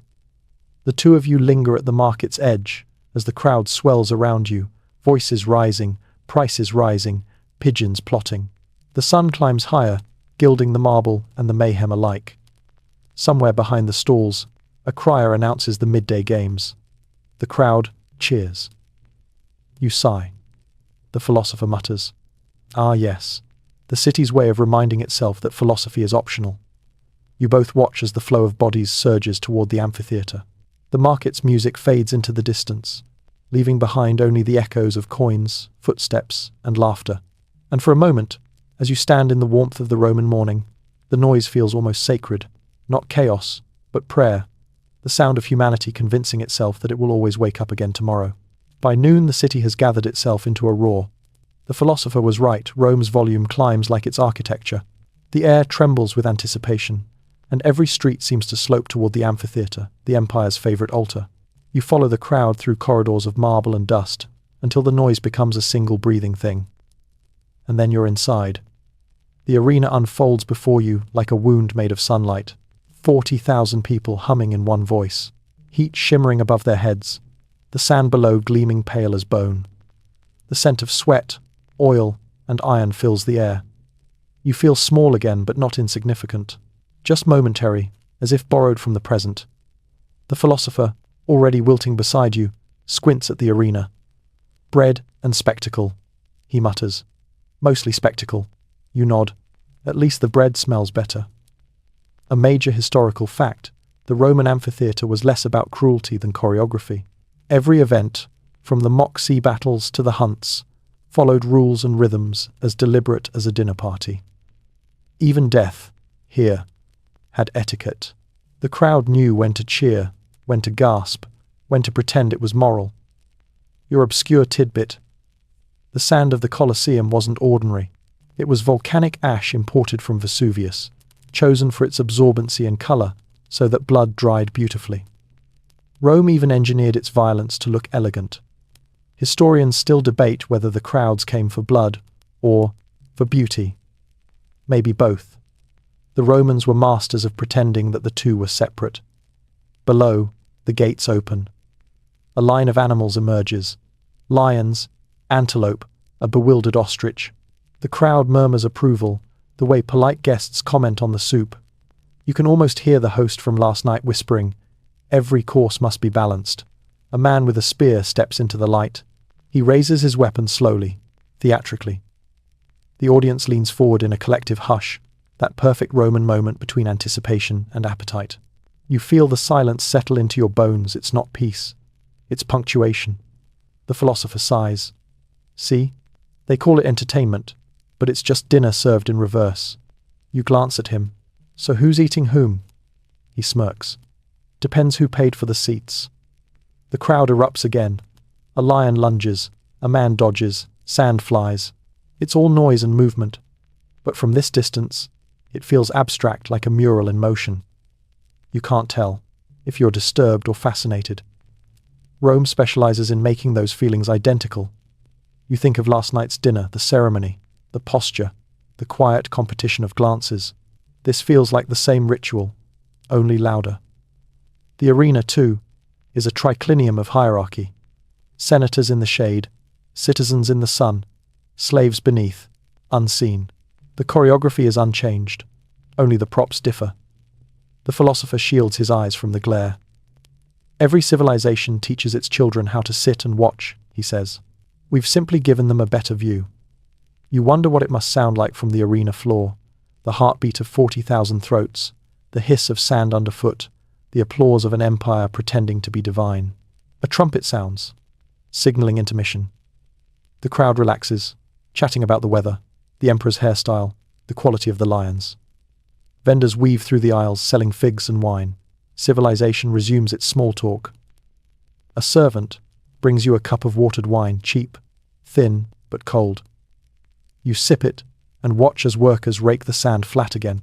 It's a hauntingly gentle act, smoothing away footprints, blurring where one body ended and another began. You whisper, they reset history between courses. The philosopher nods. Rome doesn't remember. It refreshes. The next act begins, not combat, but music. A troupe of flute players enters, filling the arena with sound so fragile it almost feels rebellious. The melody floats upward, softening the noise, reminding everyone that beauty, too, is spectacle. You close your eyes. The sound reminds you of the slave's lyre from last night, the same gentle rhythm winding its way through history's loudest rooms. You can almost smell the perfume and the bread again, hear the soft cough of the servants, the fountain's pulse. The arena, for a moment, feels like a dinner party that simply lost control of its guest list. The philosopher leans closer. You know why they built it this big? You shake your head. So that even the gods could find a seat, he says. You look up. The sunlight pours through the arches like water through a colander, making patterns on the sand. Maybe he's right. Maybe Rome built its temples horizontally, its faith spread not across heaven, but over humanity itself. The crowd roars again, as the next performance begins, chariots this time. Dust fills the air, turning sunlight into liquid gold. For a few seconds, you can't see anything but movement and light.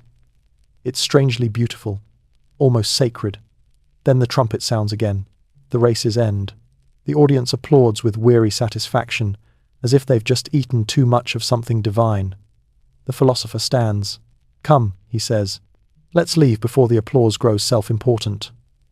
You follow him out through the arches, where the light is cooler and the air tastes faintly of stone. Behind you, the crowd's cheers continue, fading into the hum of the city. Outside, Rome gleams again, streets bustling, markets shouting, the same old performance-shifting scenes. You glance back once at the arena, its shadow vast across the marble. "Strange," you say, "how something so loud leaves the world quieter afterward." The philosopher smiles. "That's because Rome isn't listening to itself anymore." You both walk on, away from the sound, toward the city's quieter heart. And as you do, the wind carries a faint echo from within the arena. Neither triumph nor tragedy, but something in between. The steady hum of an empire, applauding its own endurance. By afternoon, the air has thickened with dust and fatigue. The philosopher leads you down a narrow street, lined with poplars, their leaves flickering like coins in the heat. You pass under an archway, and suddenly the world opens into something vast, echoing, and unexpectedly quiet. You've entered the public baths. A wave of steam greets you, warm and scented faintly with cedar and oil. Voices murmur low, blending with the splash of water and the echo of footsteps on marble. You can feel the tension leave your shoulders almost immediately. Rome, it seems, designed its architecture to uncoil you. The philosopher gestures toward a row of statues, their stone eyes half-lidded. "Behold," he says dryly, "the only place where Romans remember that they have bodies." A major historical fact: the Roman baths were equal parts hygiene, recreation, and diplomacy. Senators soaked beside soldiers, philosophers debated beside merchants. Deals were struck under the soft hiss of steam. The bath was the empire's most democratic illusion, everyone unclothed, no one unobserved. Your obscure tidbit: bathhouses had a silent servant whose job was to guard sandals and whisper reminders of time, an early human clock. Archaeologists have even found graffiti scrawled in bathhouse walls reading, "He stole my soap, but not my dignity." Evidence that Romans bathed with humor intact.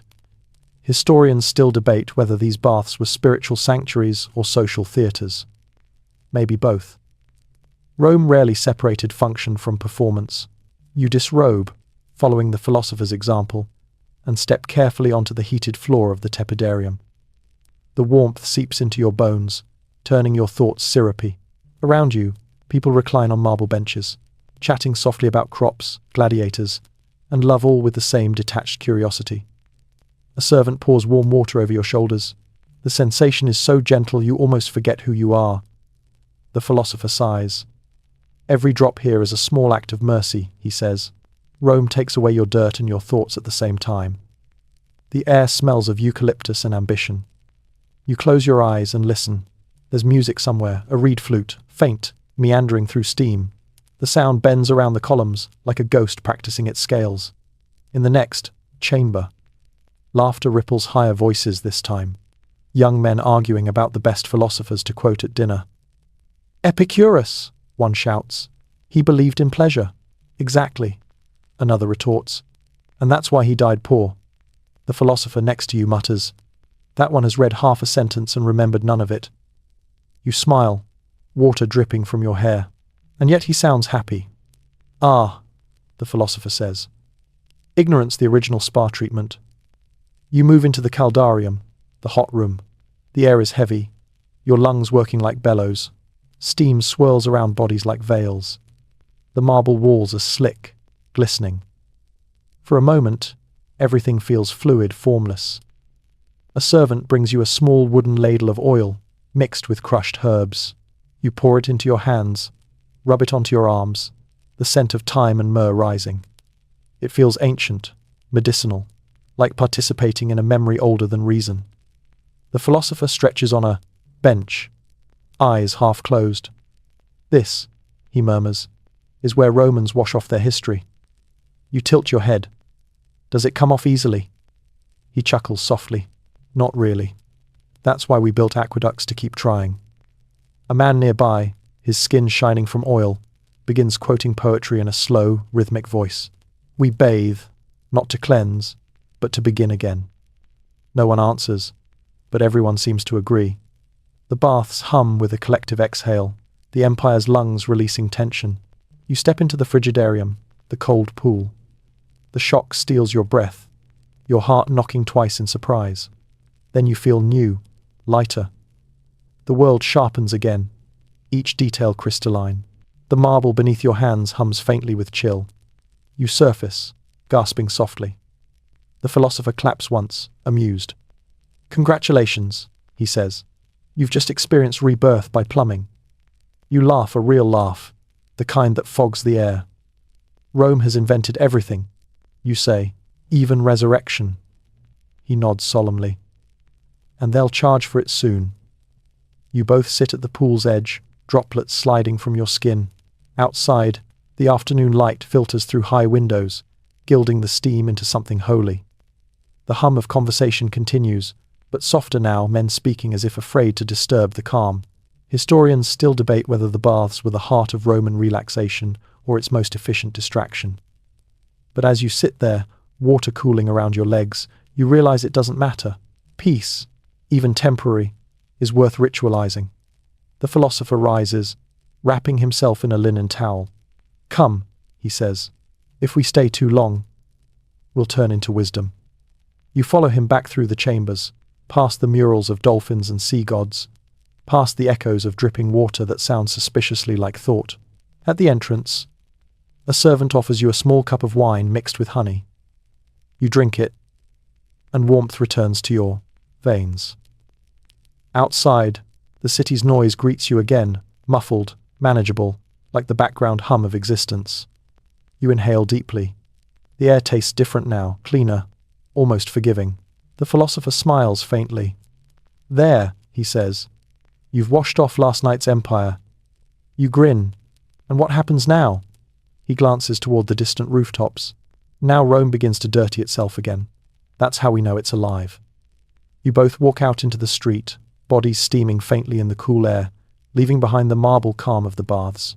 And somewhere behind you, the water keeps running quietly, endlessly, washing the same city clean for 2,000 years straight. By the time you leave the baths, the light has gone honey-colored, slanting through every colonnade and catching on the wet shine of your freshly oiled skin. Rome, newly rinsed by both rain and ritual, feels almost tender. The philosopher walks beside you, towel draped over one shoulder, like the banner of a very lazy legion. The city is slower now, caught in that post-lunch daze, when even ambition yawns. Bakers sit outside their shops, fanning themselves. Soldiers lean against walls, pretending to guard something important. You follow the philosopher toward the forum's quieter side, the part filled not with people but with stone. The statues. They stand in rows along the portico, hundreds of them. Emperors, generals, poets, gods, and the occasional anonymous torso who clearly tried his best. The marble glows warm in the afternoon light, every chisel mark softened by time. Pigeons perch on shoulders of heroes, untroubled by eternity. The philosopher stops before a headless figure. "See? Even without the face, we still remember the name. That's the trick of Rome. Forget the person. Polish the myth." You walk among them slowly. Their blank eyes follow you, not accusingly but with weary tolerance. You imagine the conversations they've overheard, centuries of gossip, debates, prayers, and arguments about plumbing. A major historical fact. Statues in Rome were often recycled. When power changed hands, sculptors simply replaced the heads. Efficiency, disguised as homage. The past was never erased here, just remodeled. Your obscure tidbit. Archaeologists once found a statue of a senator whose head had been swapped so many times that the neck was hollow from repeated chiseling. A literal case of flexible identity. Historians still debate whether the Romans understood irony, but the evidence seems convincing. The philosopher trails a hand along a marble toga. "We pretend to admire them," he says. "But really, we're checking how well they resemble us." You stop before a statue of Augustus, its arm raised eternally toward something that probably didn't listen even then. His features are perfect, idealized, less a face than an argument. You whisper, "He looks calm."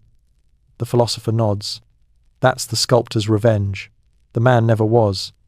Around you, the afternoon hums. Cicadas buzz in the distance, their rhythm steady as the Empire's heartbeat.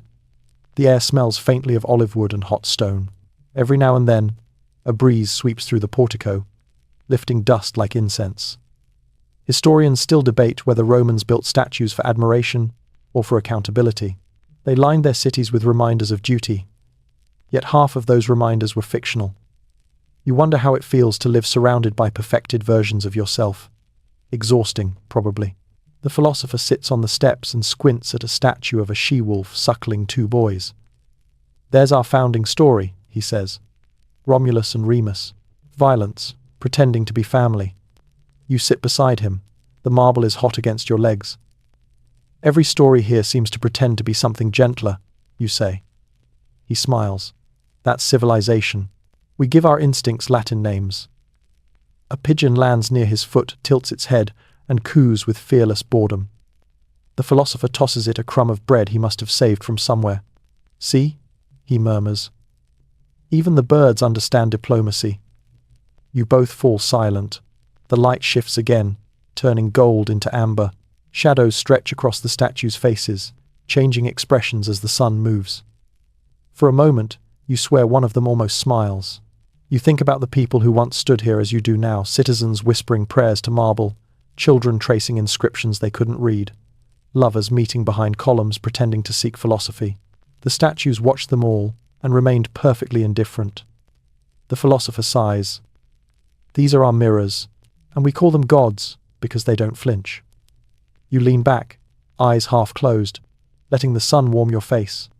The marble world hums quietly around you. You can almost hear the chisel strikes echoing through time, still carving, still polishing.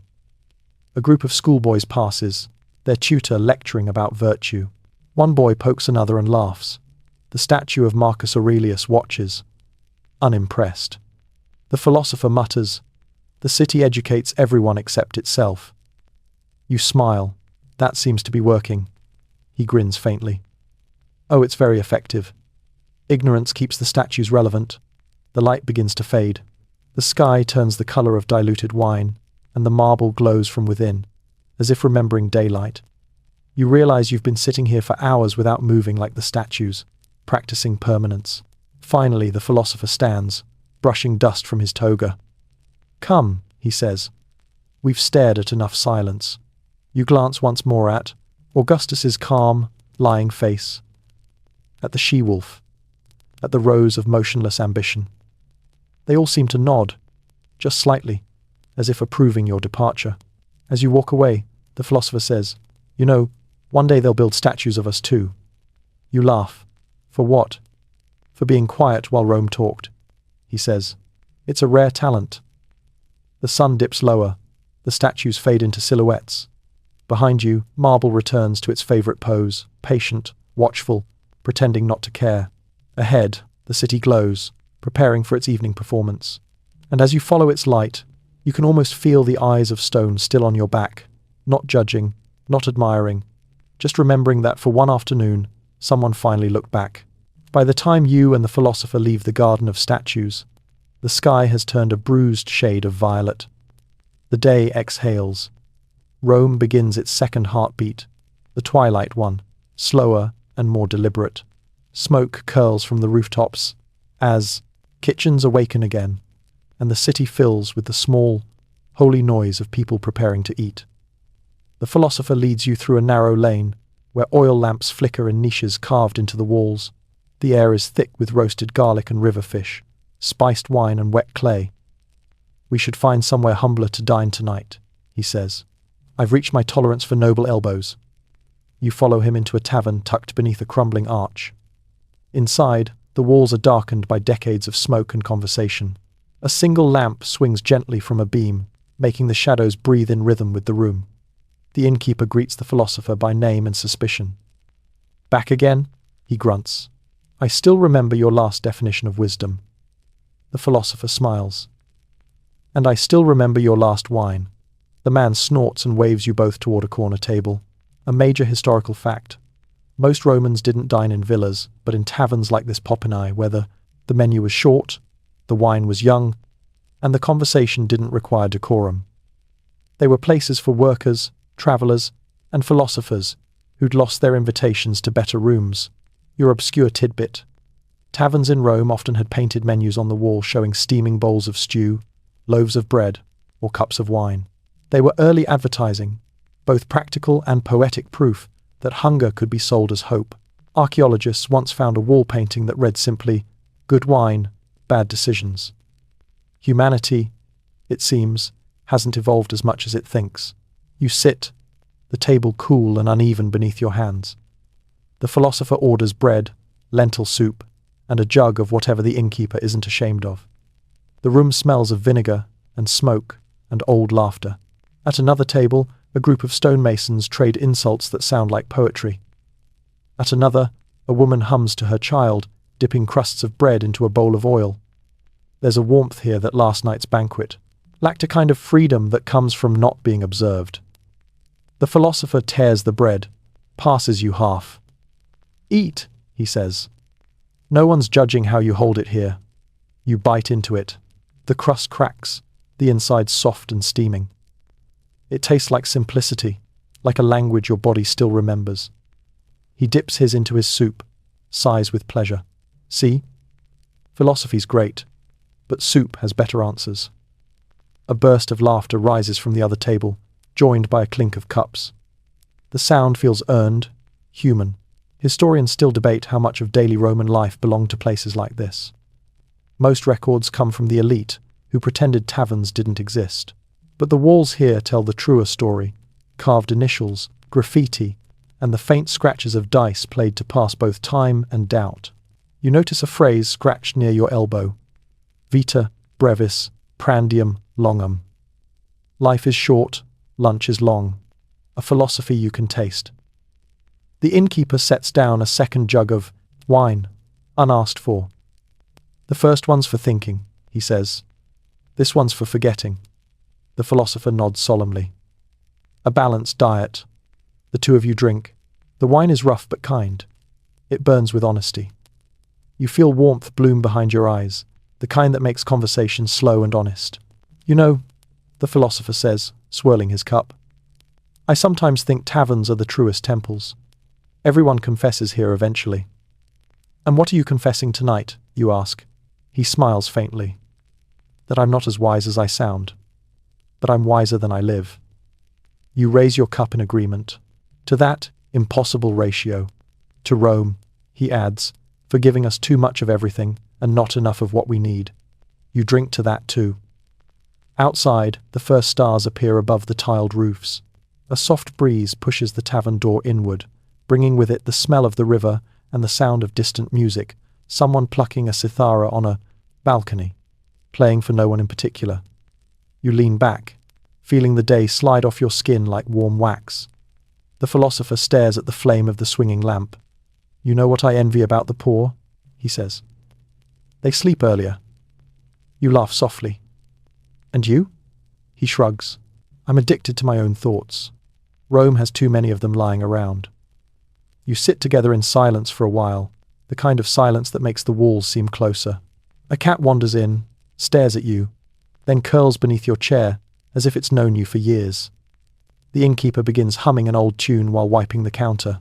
The last few patrons drift out, their sandals whispering against the stone. You look at the philosopher. "Do you ever think the city dreams?" He thinks for a long moment. "No," he says finally. "Rome doesn't dream. It digests." The lamp flickers, its flame bowing low before steadying again. You finish the last of your wine and trace the rim of the cup with your finger. "Then maybe we're the dreams," you say quietly, passing through its stomach. The philosopher grins, eyes closing. "Then let's hope it's merciful." Outside, the moon climbs higher, silvering the alleyways. Inside, the last shadow on the wall stretches, flickers, and stills. The cat purrs. The philosopher snores. The lamp sighs itself out. And Rome, the restless host, begins another feast, this time of silence, this time of sleep. You wake sometime in the small hours, when the world has stopped performing. The tavern is dark except for a dying ember in the corner hearth. The philosopher is still asleep, head tilted back, mouth open in a perfect circle of contradiction. The cat has migrated to your lap, its purr a slow metronome for a city pretending to rest. You ease yourself up, stepping outside into the narrow street. The air is cool, washed clean of heat and argument. Moonlight pools in the puddles left from yesterday's rain, turning the cobblestones into a mosaic of silver and shadow. Rome at night has its own voice, quieter, but not silent. Somewhere a gate creaks, a cart rolls lazily across a bridge, a dog sighs. You feel the empire breathing through its marble lungs. A major historical fact: ancient Rome never truly slept. Night workers roamed the streets, bakers, lamplighters, and patrolmen carrying torches. Couriers ran messages between senators who preferred their intrigue after dark. Even funerals were sometimes held at night to avoid the day's heat. The empire's pulse never faltered, it only changed rhythm. Your obscure tidbit. The poet Juvenal once complained that he couldn't sleep because of the noise creaking wagons, drunks singing, and blacksmiths hammering at dawn. If only the gods had built us quieter vices, he wrote. 2 millennia later, city dwellers are still making the same complaint. You walk, your sandals whispering against stone. The moon paints the city in monochrome arches, columns, doorways, all reduced to outlines. It's beautiful in a tired sort of way, like a face still glowing after laughter. You pass a small shrine tucked into a wall, its candle flickering. The painted god inside looks half bored, half benevolent. You nod to him anyway. Respect costs nothing. Superstition, in Rome, is cheaper than courage. The philosopher's voice echoes faintly from the tavern behind you. A half snore, half laugh. You smile. Even in sleep, he debates. You drift toward the river. The Tiber glints under the moon, sluggish and unbothered. You lean against the parapet of the bridge and watch the water slide beneath you, slow and steady as time. A stray dog sits beside you, curious but non-committal. Together, you stare into the current, which reflects the moon like a coin too precious to spend. Historians still debate whether Romans loved their city at night or feared it. The Senate passed laws against nocturnal wandering, claiming safety concerns, yet people walked anyway. The same city that adored order by day permitted chaos after sunset. It was freedom disguised as darkness. A woman passes, balancing a basket of bread. She nods. For the bakers, she says softly, and disappears into an alley. The smell of yeast and ash lingers behind her, proof that tomorrow has already begun. You keep walking, following the sound of the river. The bridges gleam, their arches mirrored in the black water, making perfect circles of light and shadow. A gust of wind stirs your toga. For a moment, you feel the city moving through you, as if your body were another aqueduct carrying memory instead of water. In a courtyard, a group of night workers huddle around a torch. They laugh quietly between mouthfuls of bread. One hums a tune, a simple, wordless melody. You recognize it, the same song the servants hummed in the host's villa, the same one the flute player breathed in the arena. It's as though the whole city shares one tune, passed between mouths and centuries, humming itself into permanence. The dog barks once, chasing a shadow. The echo rolls through the alleyways like a polite reminder that time still exists. You pause before another tavern. This one closed, its door barred but leaking the smell of spilled wine. A scrap of graffiti glows faintly in the moonlight. Nox docet sapientiam. The night teaches wisdom. Below it, someone has scratched a reply, but forgets to let us rest. You laugh softly, the sound small and sincere. The philosopher finds you there eventually, barefoot, hair wild from sleep. Ah, he says. I wondered where you'd gone. Couldn't sleep? You gesture toward the street. Apparently neither can Rome. He squints at the sky. She's an old woman, this city. Old women wake easily. You walk together toward the river, your steps echoing. The philosopher stops near the edge, staring at the dark water. You hear that? He asks. The current? He shakes his head. The silence between the ripples. That's the real Rome, the part we never managed to ruin. You listen. He's right. The water murmurs softly, steady as breathing. The wind brushes past, carrying the faint scent of smoke and time. The philosopher sighs. I used to think I lived in history, he says. Now I realize I live in its rehearsal. You glance at him. And does the rehearsal ever end? He smiles sadly. only for the actors, never for the audience. You both stand there for a long while, the city wrapped around you like a half-remembered song. The dog curls up at your feet. Somewhere in the distance, a rooster clears its throat too early. Soon dawn will return, and Rome will rehearse itself again. Cleaners, merchants, poets, and emperors, all taking their places on the stage. For now, though, the city belongs to you, to the river, to the tired moon, and to the forgotten gods still whispering in the stones. You close your eyes, breathing in the cool air, the scent of bread rising, somewhere unseen. And in that fragile hush before sunrise, you feel the empire pause, not eternal, not invincible, just awake, and endlessly, beautifully tired. By the time the first thread of light unspools over the rooftops, Rome is already stirring again. The night's silence, so patient and wide, begins to fold itself into motion. The dog that had kept you company yawns once and trots off into a side street, chasing a purpose older than memory. The philosopher rubs his eyes. The curse of a city, he murmurs. It never wakes it, only changes dreams. You walk with him toward the smell of bread. The air is heavy with it, warm, alive, almost holy. The first bakeries have opened, their ovens glowing like miniature suns. From every corner, small groups of workers gather, murmuring their first sentences of the day. The words are unremarkable, but the sound is civilization, reassembling itself from sleep. A major historical fact: Roman bakers, or pastores, were essential to the city's survival. Bread wasn't a luxury, it was law. The annona, the state grain supply, kept the population docile. To feed the masses was to rule them. The empire could lose a war and recover, but a bread shortage meant revolt. Your obscure tidbit: the smell of baking was once considered a civic duty. When a senator's house blocked the wind that carried it through the district, citizens complained to the magistrate. Rome, one wrote, has a right to the scent of its own peace. Historians still debate whether that complaint was genuine or just a poetic way of describing hunger. You pass a small bakery carved into the wall of a tenement.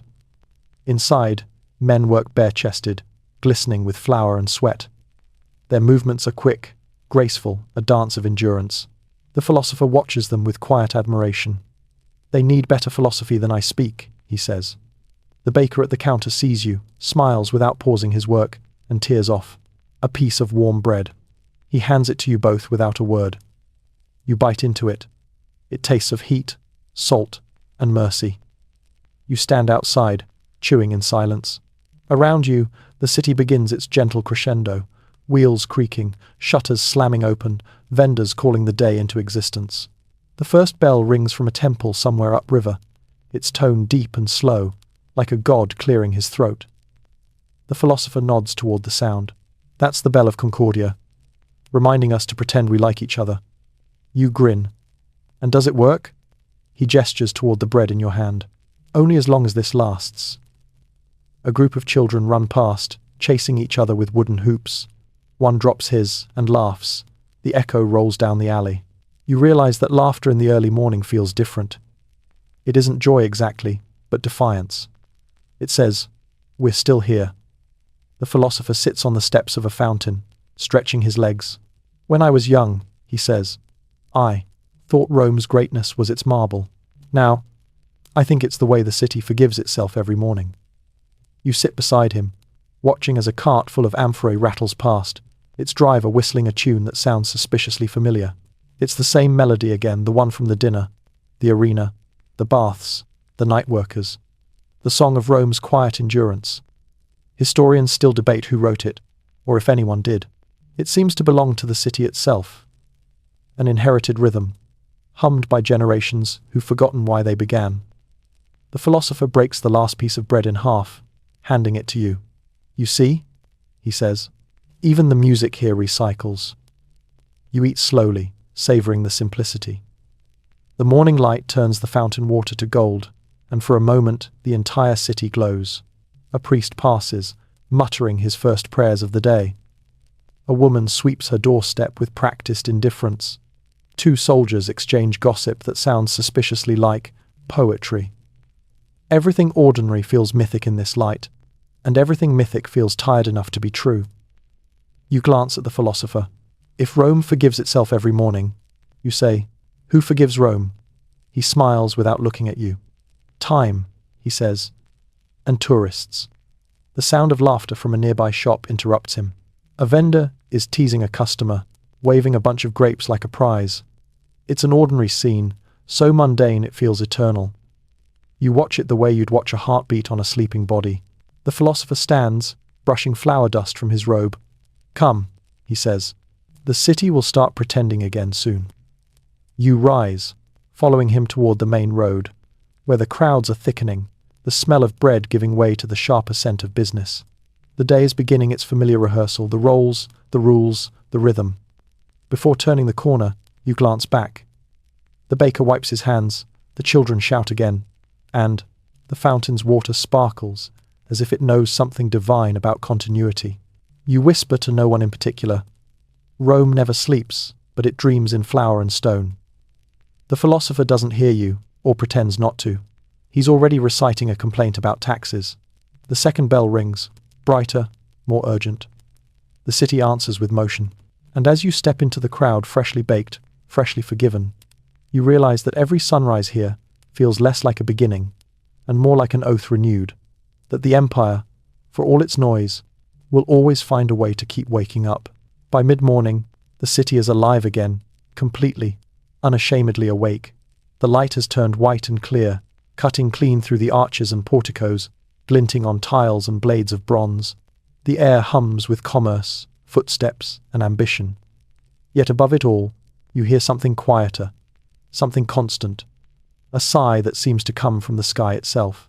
The philosopher pauses in the street, squinting upward. Do you feel it? He asks. You nod. A soft wind rolls through the avenue, stirring the dust at your feet. That, he says, is Rome breathing. You follow his gaze to the aqueduct that snakes across the horizon, arches upon arches, stone ribs holding up the sky. Between them, the wind whistles faintly, the city's invisible lungs. A major historical fact. Rome's aqueducts carried more than water. They carried identity. At their peak, 11 great channels fed the city, enough to supply nearly 1 million souls. They were monuments of motion, evidence that Rome didn't just build to be seen, but to be sustained. Your obscure tidbit. Engineers carved small notches in the stone of certain aqueducts, precisely placed so that the wind passing through would produce a faint hum. Some believed it pleased the household gods of the engineers. Others said it helped workers measure air pressure. Whatever the reason, the city itself sang when the wind was right. Historians still debate whether the Romans built the aqueducts for necessity or for pride. Probably both. In Rome, function and glory were the same word spoken with different accents.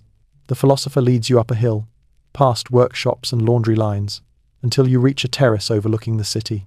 The aqueduct arches stretch across the landscape like a colossal spine, each rib pulsing with movement.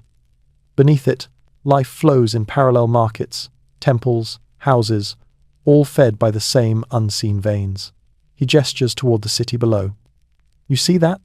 That's what keeps the illusion alive. We think we worship gods, but really we worship plumbing. You laugh, but he doesn't. Water, he continues, is the empire's quietest general. It conquers without war and leaves no rebellion. You watch as sunlight catches the spray of a public fountain below, turning it into a small rainbow. Children run through it, shrieking. A man refills a jug. A woman dips her fingers to cool her neck. Every act seems private, yet connected. The philosopher sits on the low wall, eyes half closed. This is my favorite sound, he says, the faint rush of water through stone, the whispering current that threads through every bath, every kitchen, every courtyard. It reminds me that everything grand begins with something ordinary, finding direction. You look again at the aqueduct. Its shadow stretches over villas and gardens, moving slowly as the sun climbs. You realize it's more than architecture, it's choreography, teaching the city how to flow. A man passes carrying a bucket that leaks with each step. The trail it leaves glitters briefly before disappearing into dust. You can't help but think that Rome itself works that way. Always leaking, always replenishing, always pretending to be eternal. The philosopher opens one eye. You're thinking something sentimental, he says. Maybe, you reply, that the city looks like it's floating. He smiles. That's because it forgets what it's standing on. A gust of wind passes, low and steady, threading through the arches of the aqueduct. You can hear the hum faint, almost human. It sounds like a choir made of stone. You stand, listening. The sound vibrates in your chest, blending with the murmurs of the crowd below. Rome doesn't just build for eyes, it builds for ears. Every surface is tuned to remind you where you are. Historians still debate whether Romans understood acoustics intentionally or by instinct.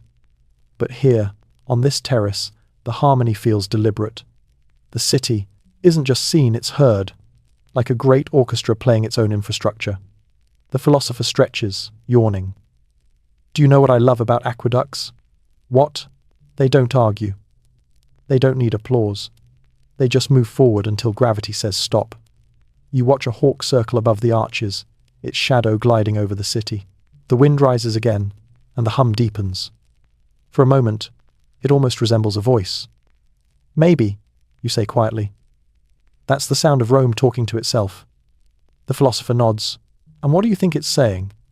You look at the city below the domes. The smoke, the endless repetition of windows and lives. Probably the same thing every Roman says at least once a day. Still here. The philosopher laughs softly. The most honest prayer in the empire.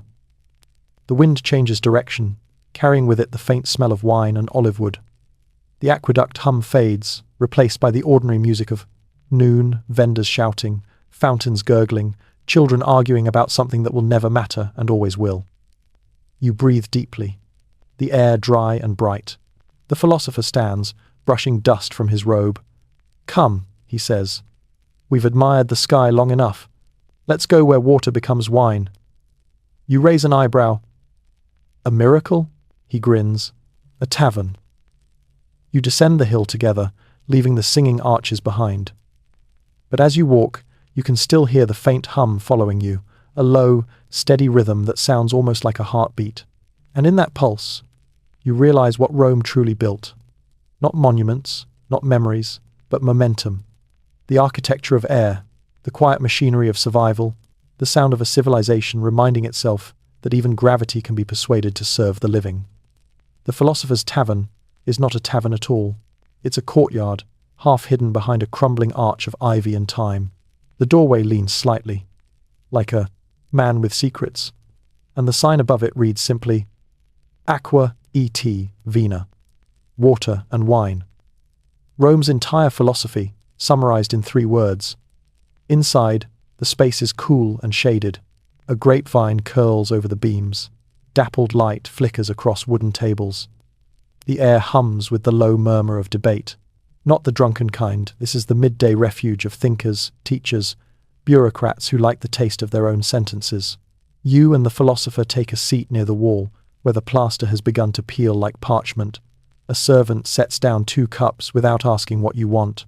The wine is pale, slightly cloudy, and smells faintly of rosemary. This, the philosopher says, raising his cup, is the only place where reason and bad memory share a table. He gestures subtly around the courtyard. You follow his gaze. A poet reading his latest lines to a catatonic audience of 2. A pair of architects sketching arches in the dust with a twig.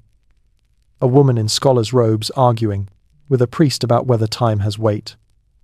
Everyone speaks softly, but the air itself seems to vibrate with concentration. A major historical fact. Rome's taverns were not only places of leisure, they were its informal universities. Before libraries became accessible to the public, knowledge was traded like gossip here. Geometry for gossip, rhetoric for bread.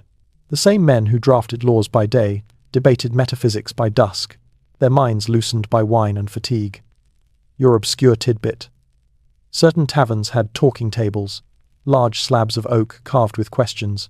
A customer would scratch a reply into the wood, and the next patron would continue the conversation days later. One surviving table fragment reads, If the soul is immortal, why does it tire before lunch? A question never truly answered. Historians still debate whether these tavern debates contributed to Roman progress or simply provided entertainment for those tired of politics. Perhaps both. Civilization, after all, thrives on people talking too much about things they can't prove. The philosopher takes a sip of wine, grimaces fondly. Tastes like regret, he says. A fine vintage. You smile. What's on today's syllabus? He leans back, stretching. A little philosophy, a little weather complaint, maybe an existential crisis before dessert. At the next table, the woman in scholar's robes raises her voice. If time is circular, then every empire returns to its beginning, she insists. The priest replies, if that's true, then we'll all meet Julius Caesar again, and I refuse. Laughter follows, the gentle kind born of fatigue rather than mockery. The philosopher nods toward them. You see, Rome may conquer the world, but it never wins an argument. You sip your wine. It's rough but honest, tasting faintly of earth and sunburn. The sounds around you, soft laughter, scribbling, the clink of cups form their own kind of harmony. A man at a nearby the table looks up from his scroll and asks no one in particular. If memory fades, does truth fade with it? Without hesitation, the philosopher answers, only if you were sober when you learned it. The room laughs again. You realize how much you've missed this tone, the slow humor of people who know they're small but still want to understand everything. The servant returns with a plate of olives and bread sprinkled with herbs. You tear a piece and eat. It's warm, fragrant, perfectly ordinary. Somehow that feels like luxury. The philosopher watches the poet stand and begin reciting again, something about rivers and exile, the usual themes. He'll be famous after he's dead, the philosopher says, which is to say, right on schedule. You tilt your head. Do you ever write? He smiles thinly. No. I prefer to be forgotten immediately. A breeze stirs through the courtyard, carrying dust motes that sparkle like thought made visible. Somewhere beyond the archway, a bell rings its sound, drifting lazily over rooftops. For a moment, the entire tavern seems to breathe in unison, a city-sized exhale disguised as silence. Historians still debate whether Rome's greatness came from its discipline or its distractions. Sitting here, surrounded by thinkers, you suspect it was both the empire's ability to talk itself into purpose each day. The woman scholar raises her cup. To truth, she declares. The priest clinks his against hers, and to its occasional convenience. Everyone drinks. The philosopher raises his cup toward you. To confusion, he says. Our most reliable teacher. You drink. The wine warms your chest, not with intoxication, but with recognition, the quiet sense that life, no matter how refined, always circles back to the same questions asked under slightly different roofs. The afternoon light fades a little, turning the air inside the tavern amber. Someone begins strumming a lyre in the corner, plucking, the same slow tune that seems to haunt every corner of this city. The philosopher sighs happily. You hear that? Rome's favorite melody. Half prayer, half procrastination. You close your eyes for a moment. The sound blends with the murmur of conversation, the faint clatter of cups, the endless whisper of wind through distant aqueducts. And in that blur of thought, music, and dust, you realize that this more than the arenas, the temples, or the marble, is what keeps the empire alive. Not conquest, not perfection, but the ordinary brilliance of people thinking out loud together, trying, for one more afternoon, to make sense of being human. The philosopher pays with a handful of worn coins and a compliment to the wine's stubbornness. You step back into the daylight, now thinner, quieter, softened by dust. The tavern's hum fades behind you, replaced by the slower heartbeat of afternoon. He turns left instead of right, toward a row of columns that gleam like teeth in the sun. You've seen Rome eat and wash and argue, he says. Now you should see how it remembers. At the end of the street stands a building older than patience, the public library. Its entrance is carved with faces of poets and gods, half erased by centuries of admiration. You climb the steps and step inside. The first thing you notice is the sound, or rather, the lack of it. Silence here isn't absence. It's a texture. It feels woven, deliberate, dense enough to rest your thoughts against. Light slants in through high windows, catching dust motes that drift like fragments of forgotten words. A major historical fact. Roman libraries were temples of organization. Shelves armaria were built into the walls, filled with scrolls sorted by subject and author. Slaves trained as librari copied texts by hand, their ink-stained fingers keeping civilization on schedule. Your obscure tidbit. One library kept a whisper register, a clay tablet noting which scrolls caused visitors to gasp, laugh, or mutter to themselves. Popular philosophy could be measured by the volume of surprise it produced. Historians still debate whether these libraries were meant for the public or simply for prestige. But standing here, surrounded by the soft exhale of parchment, you can feel the city's heartbeat made visible. Rome storing its own noise so the future can listen later. The philosopher walks slowly between the shelves, trailing his fingers along the wood. Every scroll, he says softly, is a voice that refused to shut up. You pass a table where a scribe is repairing a torn page. He dips his brush into ink and writes with the patience of rain. The faint scratch of stylus on parchment echoes faintly, like a heartbeat heard from another room. The philosopher stops at a niche lined with busts, Cicero, Seneca, Livy, all carved mid-thought. Their stone eyes seem to follow you. The trouble with wisdom, he murmurs, is that it looks so serious once. You can't correct it anymore. You can't help smiling. Do you come here often? Only when I'm bored of myself, he says. The scrolls are quieter company. You unroll one at random.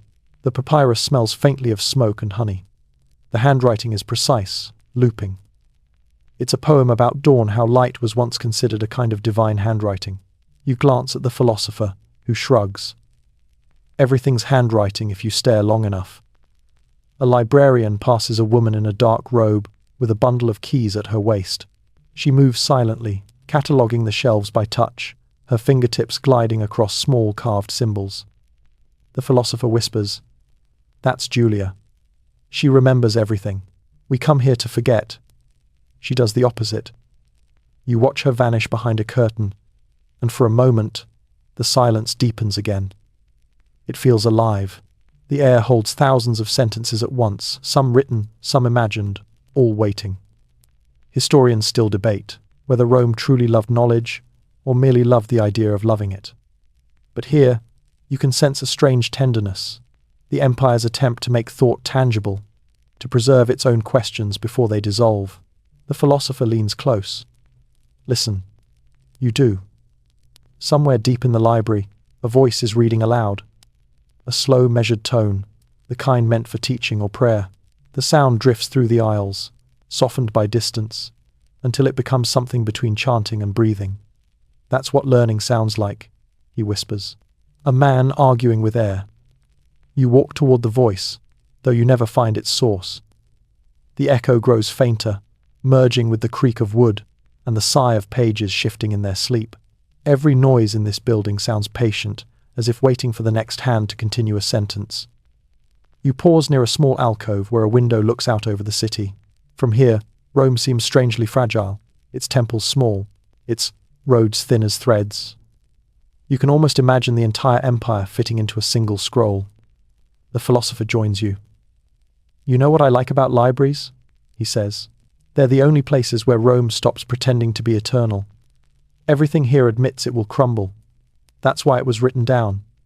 You watch the light move across the floor, gold fading into grey. Do you think anyone will read these in 1,000 years? He shrugs. Maybe, maybe not.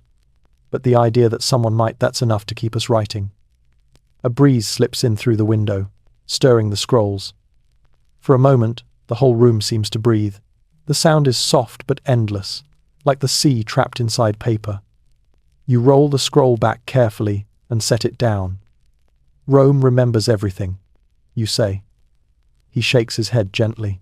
No, it forgets gracefully. As you leave, the scribe looks up from his work and nods. His fingers are black with ink. His smile is faint but certain. You realize he's not writing for Rome. He's writing for the silence itself, to fill it, to honor it, to remind it that someone is still awake.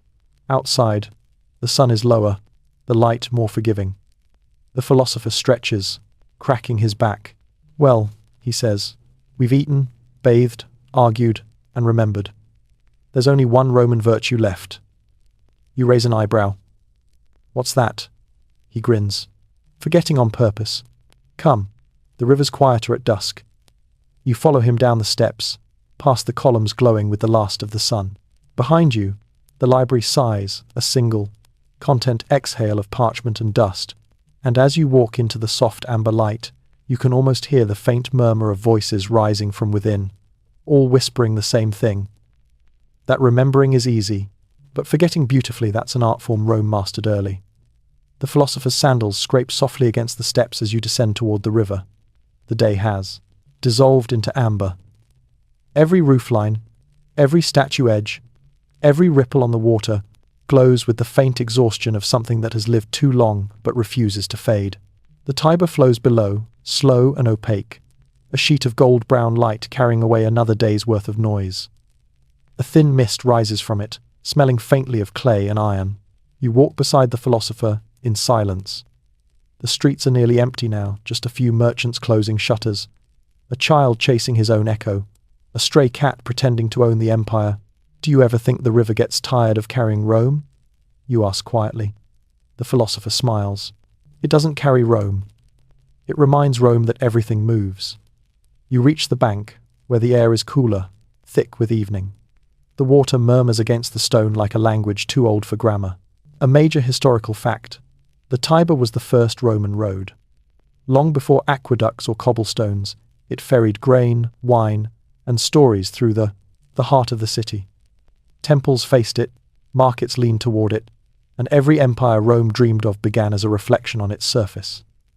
Your obscure tidbit: ancient priests believed the river had moods. If it ran too high, they said, it was angry; too low, ashamed. They tossed wreaths into its current during droughts, as if apology could float. Historians still debate whether the Tiber's worship was religion or romance, though really, those were never separate in Rome. You both sit on the edge of the embankment, legs dangling over the shadowed water. The current laps softly below, the sound of slow applause. The philosopher sighs. Everything here pretends to last forever, but the river doesn't care. It's too busy forgetting to grow old. You watch the reflection of the bridges, arches of light trembling gently, their symmetry broken only by ripples. The lamps along the street flare one by one, little golden suns waking for the night shift. Historians still debate whether Romans saw the river as a boundary or a companion. You decide it must have been both a mirror when they needed beauty, a warning when they needed humility. A fisherman stands nearby, his net motionless in the water. He hums softly the same tune, impossibly, that has threaded through the whole day. The melody drifts toward you, merging with the sound of the current until it feels less like a song and more like the river's own memory trying to hum itself awake. The philosopher leans back on his elbows, watching the sky darken. You know what I envy about the Tiber? You glance at him. What? It never explains itself. You smile. Maybe that's wisdom. Or laziness, he says. Which, honestly, feels the same after sunset. The two of you sit without talking for a long time. The first stars appear shy, uncertain, quickly swallowed by the haze of hearth smoke. A breeze stirs, carrying the smell of bread from somewhere distant, faint as a dream that forgot its beginning. You think of everything the river has seen, the dinners and debates, the marble and laughter, the parades and funerals, the endless rehearsals of human importance. And still it moves, indifferent and kind. The philosopher closes his eyes. You can learn a lot from something that keeps going nowhere perfectly. You nod. Maybe that's the empire's true teacher. He chuckles softly. If only we listened as well as we built. The sound of the city dims, the clatter of carts fades, the chatter softens, the wind settles. The lamps burn lower, flickering like thoughts losing energy. Even the water seems to slow its breathing. You feel sleep creeping in, the gentle, irresistible kind that arrives without permission. The philosopher's voice drifts beside you, softer now. When the gods first built the world, they gave it motion so it wouldn't notice time. We built Rome for the same reason. You lie back on the stone, staring up at the deepening, blue. The stars flicker faintly through the mist, blurred like candlelight behind tears. The river murmurs beside you, its current whispering words too old to translate. For a moment, you imagine it washing through the city's dreams, through the baths, the libraries, the markets carrying away all the noise, polishing each corner with silence until Rome is clean again. You close your eyes. The stone beneath you is warm, the air cool. Somewhere, a bell tolls once, then fades. The fisherman's song dissolves into the night. The philosopher murmurs, half asleep, "Don't worry about remembering this. Rome forgets for us." You smile without opening your eyes. The last thing you hear before sleep takes you is the sound of the Tiber slipping past, steady, ancient, endlessly present. And as the city exhales, you drift with it, weightless and still, into the soft rhythm of forgetting. The night settles over Rome like a slow exhale. Every sound, footsteps, fountains, voices folds into the same gentle rhythm. The city that never stopped moving finally pauses, not from exhaustion, but from grace. You feel the air thicken with quiet. The river murmurs, brushing against the stones like an old friend soothing a restless mind. Lamps flicker along the bridges, their reflections trembling, doubling, fading. The scent of olive smoke and damp marble drifts together, a perfume of time itself. Somewhere, a door closes. Somewhere else, a song ends before its last note. The philosopher has stopped speaking. Even thought seems to have found its resting place. The stars above the city glow faintly, as though seen through a curtain of sleep. The world feels slow and kind again. You can sense the weight of centuries pressing softly against you. Not heavy, just present, like a blanket warmed by memory. Beneath your hand, the stone is warm from the day's sun. Beneath the stone, the river keeps moving, carrying fragments of the empire, dust, dreams, voices toward the sea. You breathe deeply. The air feels clean, newly invented. Rome, too, is sleeping now, not gone, not silent, just slower. The fountains sigh. The wind hums between the arches, and the Tiber sings the same soft tune that has threaded through the whole of time. A song for travelers, for dreamers, for those who came to listen. You feel yourself floating, light and calm, each thought unfastening, drifting gently downstream. And somewhere in that stillness, as the city forgets itself once more, you fall asleep too quietly, easily, carried by the river that remembers nothing.